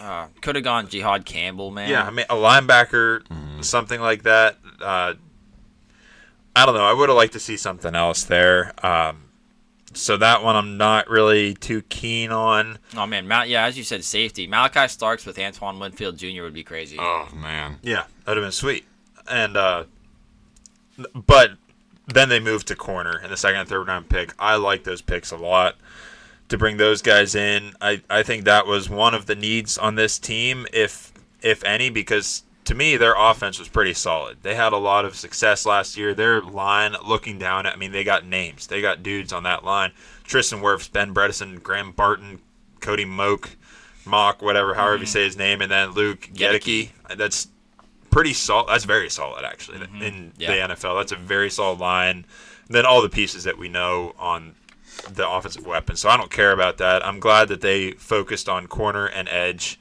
And then to add in wide receivers, it's a little confusing to me, but more weapons the better, I guess. That might be their thinking. But overall, not terrible. Just their picks. They're outside picks, first and last, a little bit. Yeah, maybe confusing to some people. Yeah, they now have 5 wide receivers who are best out of the slot.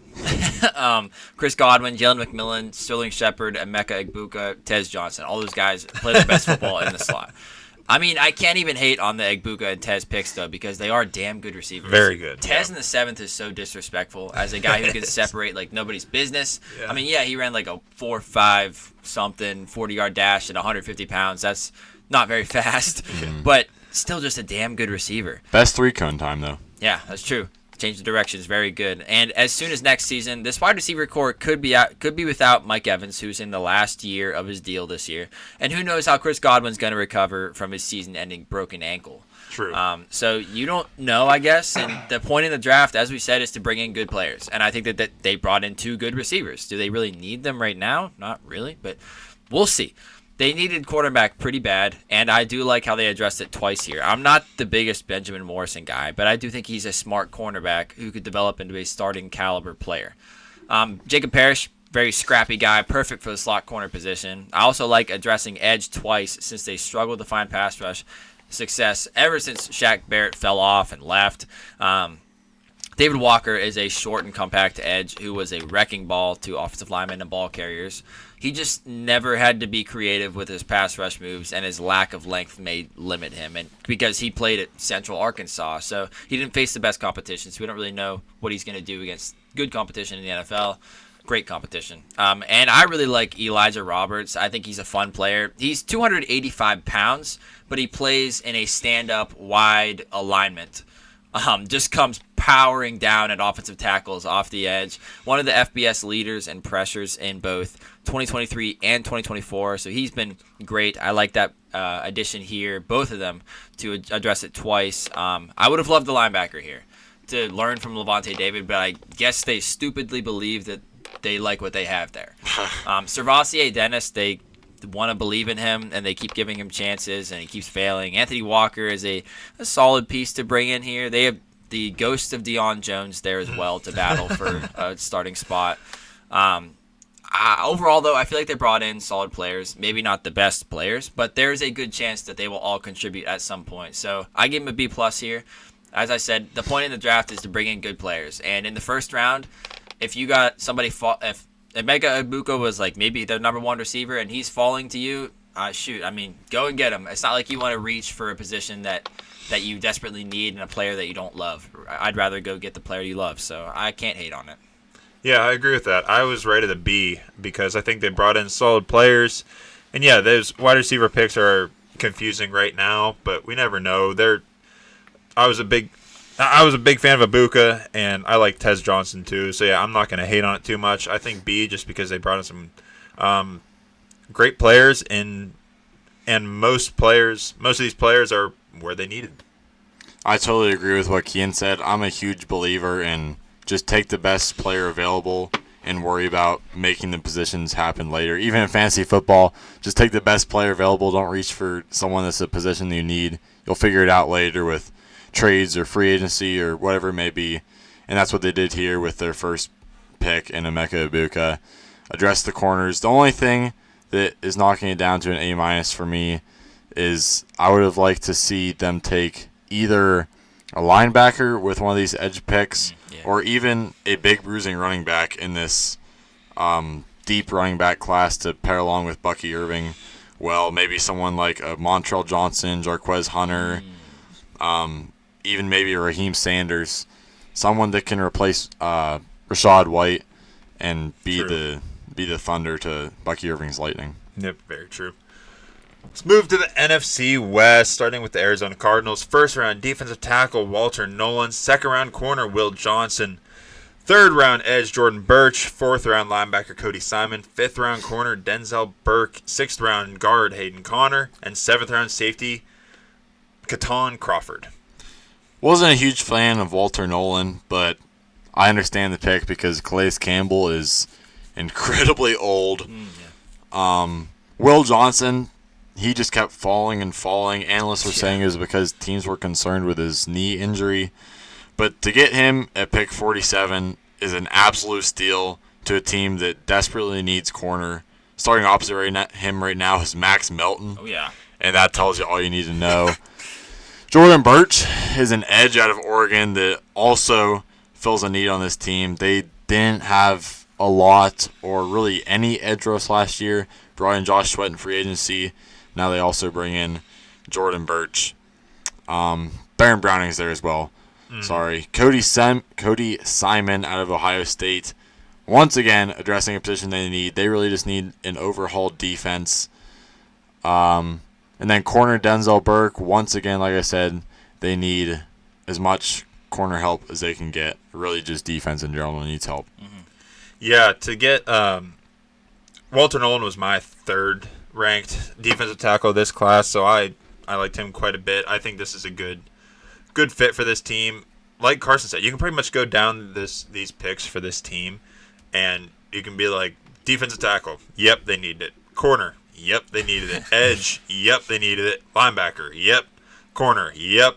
So you can just go down all of them, and it all makes a lot of sense with pretty solid players overall. But to get mine and Carson's number one ranked corner despite the injury in the second round, like he said, absolute steal. I think it's a great pick, and he's could be like not franchise changing, but he could make big plays for this team for years and years and years to come and just be dominant. You won't have to worry about that position at all. So overall, I liked a lot of these picks, and I thought they did a good job at filling needs, and pretty solid by the Cards. Yeah, I'm not as high on Walter Nolan as you are, Cody. I don't think he has it all put together yet. I think he needs to work on his pass rush creativity to make this 16th overall pick pay off. Well, it's perfect. He's right behind Calais Campbell for a little bit. Yeah, I do think he could get there. It fits, yes. yeah. Yes, but I think he's just going to have a slower start in the NFL than most people think. As you guys have been saying, Will Johnson at 47 is a steal. I don't care about the concerns about his injury history, possibly speed concerns, but he is automatically the best Cardinals cornerback with good length and an all-around ability for the position, and he hasn't even played a snap in the NFL yet. It's not close either. Yeah, it's not close. So I could definitely see him being a CB1 in this league for quite a long time. I'm very intrigued by Jordan Birch, my edge 8. He's 6'4", 279 pounds, 33-inch arms. He's a big edge, and he ran a 4.6 740-yard dash at 280 pounds. Impressive movement for his size. So how could you not want to take a shot on this guy? I know Trayvon Walker, Tyree Wilson, but they were drafted 1st overall and 7th overall in past drafts. Birch was the 3rd-round pick. I am absolutely taking this shot on Jordan Birch in the 3rd round. Linebacker room of Hakeem Davis-Gaither and Mac Wilson Sr. needed help.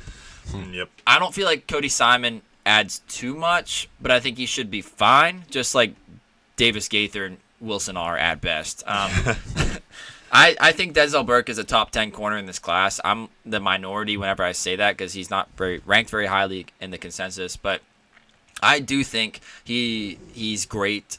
Oh, wait, do I think that he's great or has the potential to be great? No. But I think he's safe, consistent, and limits big plays most of the time, which is helpful in this cornerback room of some slums. Yeah. I didn't know they brought in Jalen Jones. Yeah. Jalen Jones.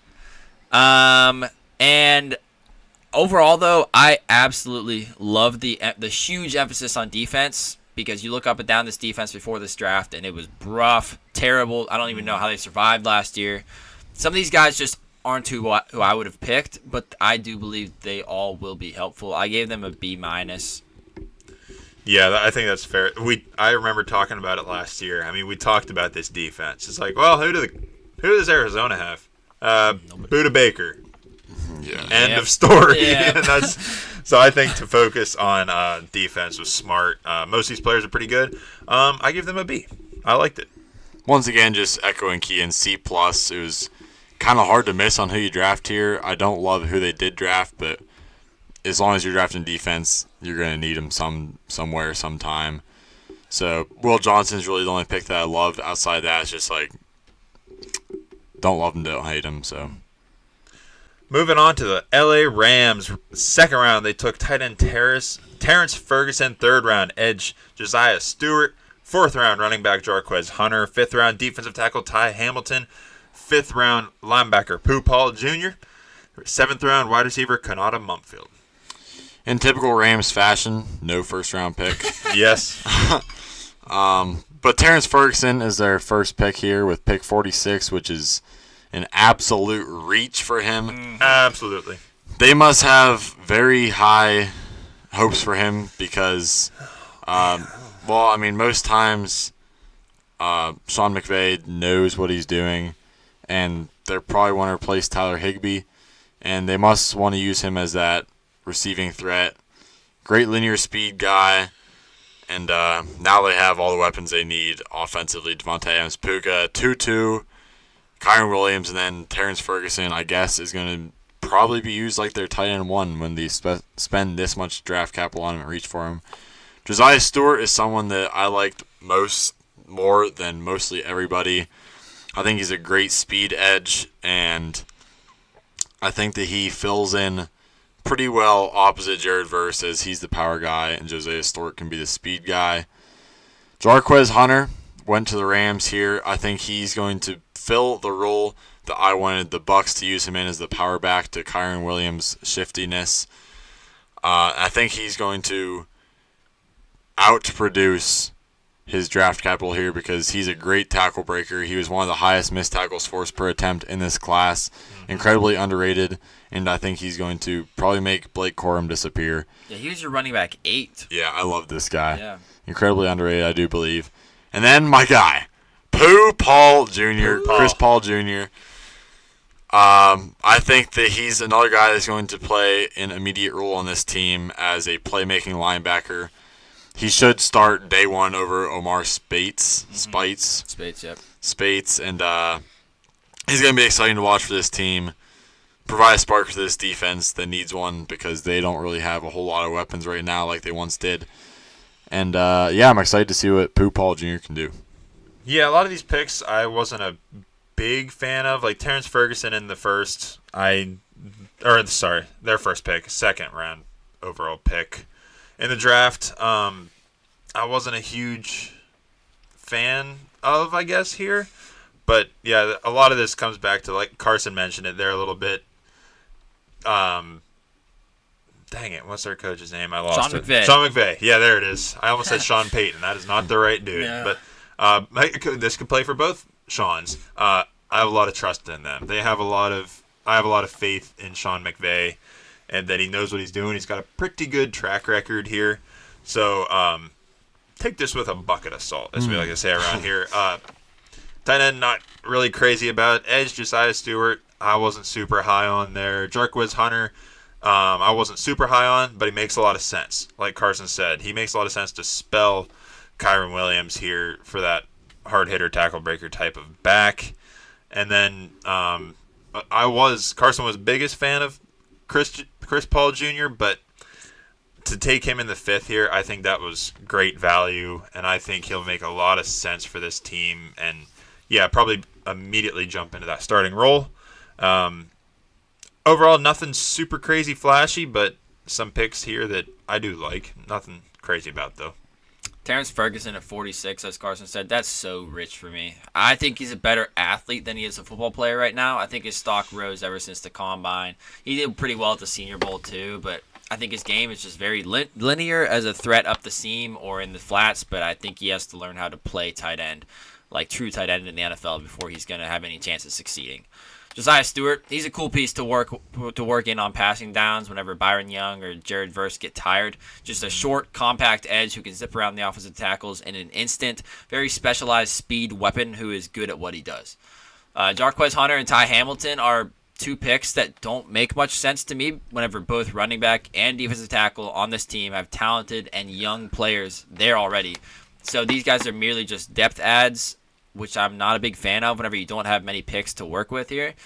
Chris Paul Jr., though, in the 5th is a steal, as Carson was saying. They needed linebacker help bad, and they were able to get good starting caliber talent in the 5th round with Poo-Paw.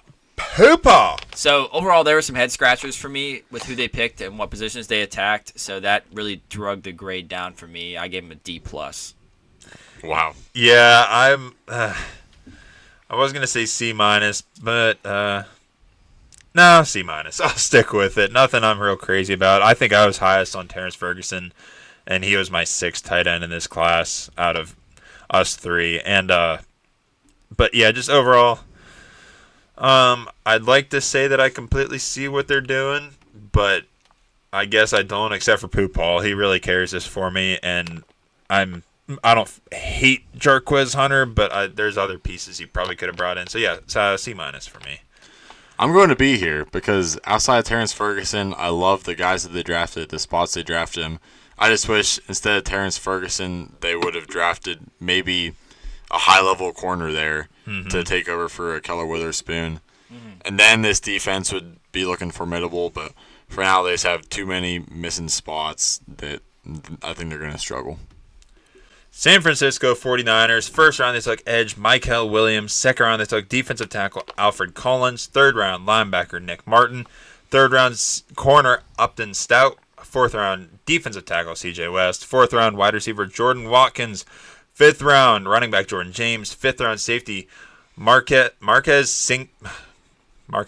Siegel. Yeah, there you go. I kept trying to say single. It's Siegel. 7th round quarterback Curtis Rourke. 7th round guard Connor Colby. 7th round wide receiver Junior Bergen. None of us love Michael Williams, but I think that he is a great run stopper. That's what he's best at. And I think he'll probably pair up well with Nick Bosa. Help stop the run because they also don't have a whole lot of interior linemen on this team, which is why they went D-tackle with their 2nd and 4th round pick. Alfred Collins is going to be great. He can do everything. He can get to the quarterback a little bit. He can stop the run a little bit. He's not truly specialized in one thing or another, but he is pretty big, so he's capable. Big. Yeah. Big. Yeah, he's good to get into the quarterback for his size, for sure. Linebacker Nick Martin out of Oklahoma State. Honestly, I don't know a whole lot about him, so that probably means that they reached for him. Speaking of reaches, Upton Stout in the 3rd round. We also didn't scout this guy, which probably means it's a reach. Speaking of reaches, Jordan Watkins in the 4th round. We scouted 41 receivers, and he was not one of them. Incredible. In the 4th round. Yeah. Incredible. Typical of Kyle Shanahan fashion. Yeah. Kean said this before. Jordan James is probably the next Kyle Shanahan. Oh, look, this running back's good now type player. Yep. I'm assuming you're going to work him in with Christian McCaffrey to try to keep him healthy. And then Curtis Rourke, which is a guy that Kean absolutely loves. He's in there behind Brock Purdy and Mac Jones. Similar type player to them both, I do believe. He's the next Mike White. Watch out. Look out. And I don't know if that's some insurance in case they don't try and Purdy or they just love 7th round quarterbacks. I don't know, but I think he's going to earn a spot on the roster probably. I don't know, man. This draft, the first 2 picks I can see. I get it. Makes sense. The rest of it, man, I don't know. Like Carson said, I don't really know Nick Martin. Don't know much about Upton Stout. I mean, just their receiver in general. You could argue that they could use a receiver, but Jordan Watkins is that receiver? Doesn't make any sense, of course. Jordan James, do we really need Jordan James? Debatable. Probably not, but we'll see. I don't know. A lot of these just don't make a lot of sense in my brain, except for the first 2 picks, and I don't know. This is very confusing to me. I don't even have much to say on it. Yeah. Yeah. It's a weird one to me. I don't get it. This is another one that I texted you guys on draft night. Yeah. Because it's no secret that I love Kyle Shanahan as a coach and innovator and adapter of the Shanahan offensive scheme to create awesome offense in the NFL on the field. Big butt coming here. But there it is. Yeah. I, year after year, hate how he and his GM, John Lynch, draft. Every time. I hate it every single year. I just leave, because most of the time, just the way that Shanahan coaches, as long as you are on his team, doesn't matter the draft capital, he will play you if you are good at football. Mm-hmm. But we could have brought in better football players to work with here. Kyle, what are we doing? Yeah. Michael Williams is mostly just a run defender who isn't a good pass rusher right now. And at number 11? Ouch. Yeah. Really? Why? CJ West is another guy who I watched after we put out our defensive tackle rankings episode, and I would honestly rank him higher than Alfred Collins too. I'm not a big Alfred Collins guy. CJ West has powerful hands to rip, throw, shove offensive linemen. Alfred Collins is just a huge guy who I just didn't see explosion or suddenness out of him. He's a gap-filling run stuffer because he is so big. I do believe that, but I think that might be kind of the ceiling for him. But after that, it's just reach after reach after reach. Like I said, I know that Shanahan doesn't care where you're drafted. He's going to play you if you're good. But we could have done better Start with things. Some more talent here. More talent here. So, for example, Jordan Watkins, already touched on him. Jordan James, he was my running back 27 or something. I did not like him. I just think he just runs forward until he runs into something, and then he tries to bounce it all outside, and I don't see it working in the NFL. It's like a blind man running. Yeah, but Shanahan, even though he can create a running back out of anybody, he could pick up UDFAs and make running backs out of them. He still insists on drafting a running back every single year, and it never makes any sense to me. Yep. Marcus Siegel, another guy who is a reach. And Junior Bergen is a guy who I have legit never even heard of.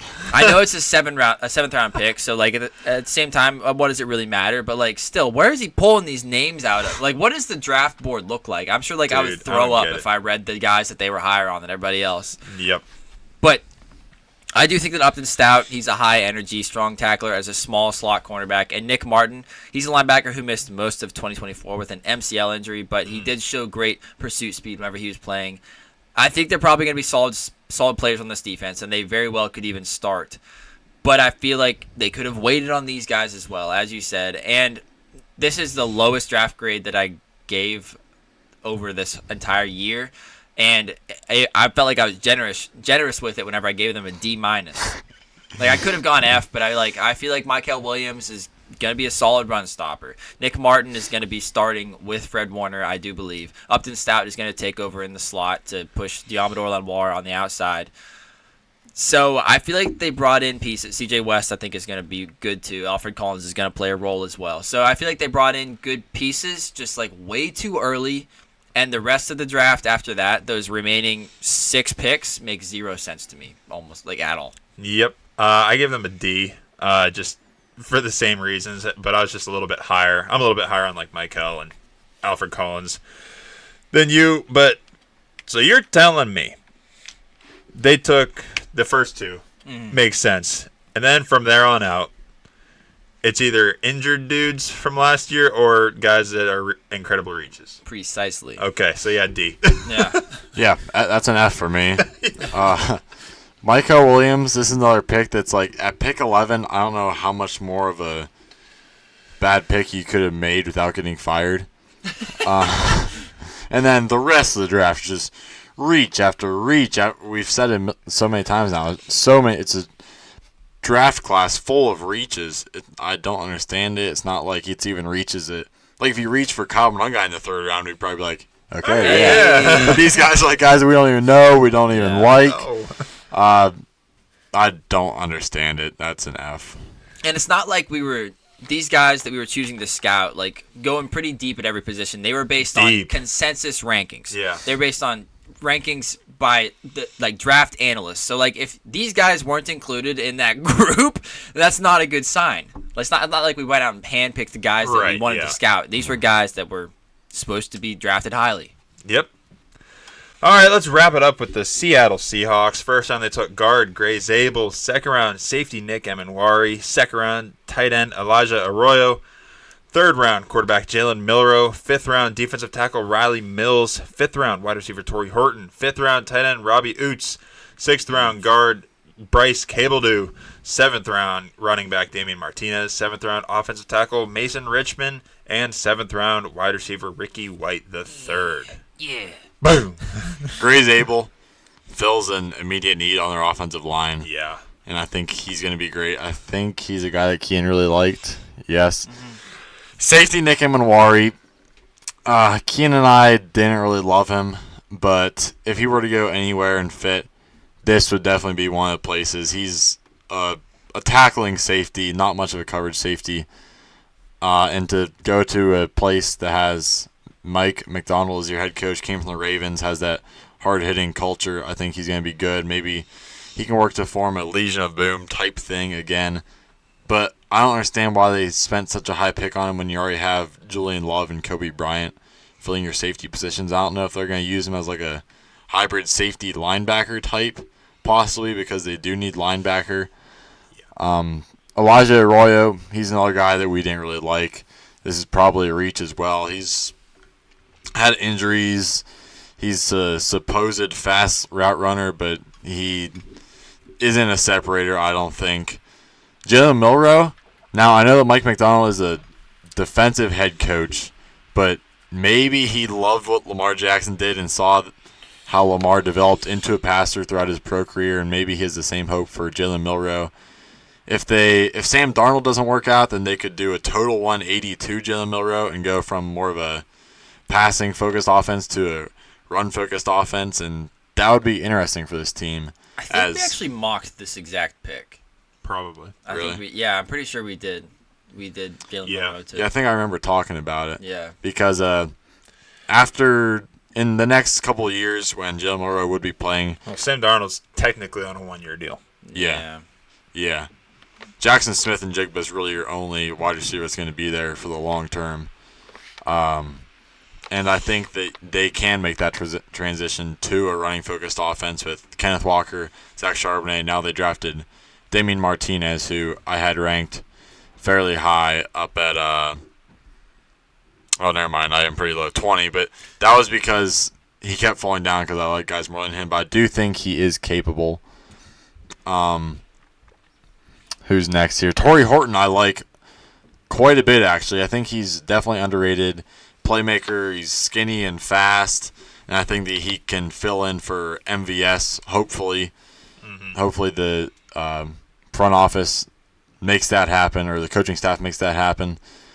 And then Ricky White is a guy that Kean loves, so I'll let him talk about him.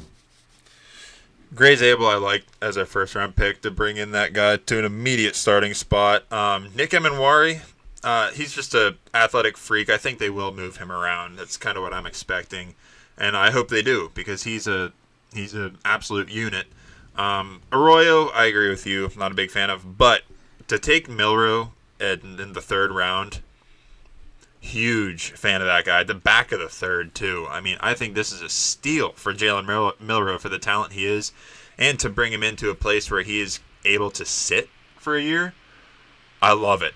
I think he's my QB 2, 3, 2. Yeah, he was my QB 2 this year. Oh, I forgot about that. Holy yeah. crap. So to bring him in to sit for a year and watch and kind of learn the ways of the NFL, and then, depending on how this year goes, but more than likely be thrust into a starting spot, I absolutely love it. I do like Torrey Horton, like you said. I think he's a good value in the 5th round. I think he makes sense, or could make sense for this team if they use him in the right way. And then just to add some depth pieces to the line, one thing I'm always a fan of, and you can never seemingly have too many, because the lines on this Seattle Seahawks team specifically, they were kind of slim, and where they do have good pieces behind that, like if they've got to swap anyone out, pretty limited. So just to bring in some extra depth in hopes that they can work out or just maybe be thrust into that backup or even starter role, I think it's smart, and I can see the vision. Yeah, this was a tough grade to come up with for me, so I landed somewhere in the middle because I can see how this could go great or poorly. This was the ultimate what-if draft. What if we can find a way to use Nick Evanwari's elite athleticism so he doesn't get exposed in coverage? What if Elijah Arroyo could develop into a Colston Loveland? What if Jalen Milroe can sit a year or two and then learn how to make smart, accurate passes? What if Riley Mills can become our next Leonard Williams-style 290-pound pass-rushing menace? What if Torrey Horton can return to his 2023 form after his injuries and struggles in 2024? So I can see the vision to shoot for the moon. Yep. But I just don't think I believe that they can make all these guys work. But I do believe that Gray's able. He's going to step in immediately for them and improve this interior offensive line. And Ricky White III, who I hope can earn himself some offensive snaps, but more likely I really just want to see him play his ass off on special teams and blocks and punts. Yeah. I do think that they are going to have some difference makers on this team. It is anybody's guess who it's going to be, because a lot of these guys are very high upside, low floor type of players. And so I understand taking the shots here, because shoot for the moon. Hey, might as well get some athletes in there and see what they can do. But I landed at C+ because I don't see all of them working out. Yeah, I'm kind of in the same boat. I do like a lot of these players, but I love that metaphorical statement you made, or just how to describe this team as a what-if draft. So I gave them a B-. I like a bunch of these players, but you're right. There are a bunch of like what-ifs in this draft, and we'll see if they work out. I'm also going B-, mostly because I love Jalen Milroe here, and you can't teach this speed. This guy is incredibly fast. He ran a sub 4.4 in the 40. Most people thought it was fake, but I totally believe it. This guy's faster than... If he was a running back in this class, he would definitely be one of the fastest. He consistently outruns safeties and corners, and he's just incredible if he could develop his arm. And then Gray's able, safe. Then the high upside guys, yeah, I think it's a decision. I don't know if it's a good decision. Right. It's a decision. Yeah, that wraps it up.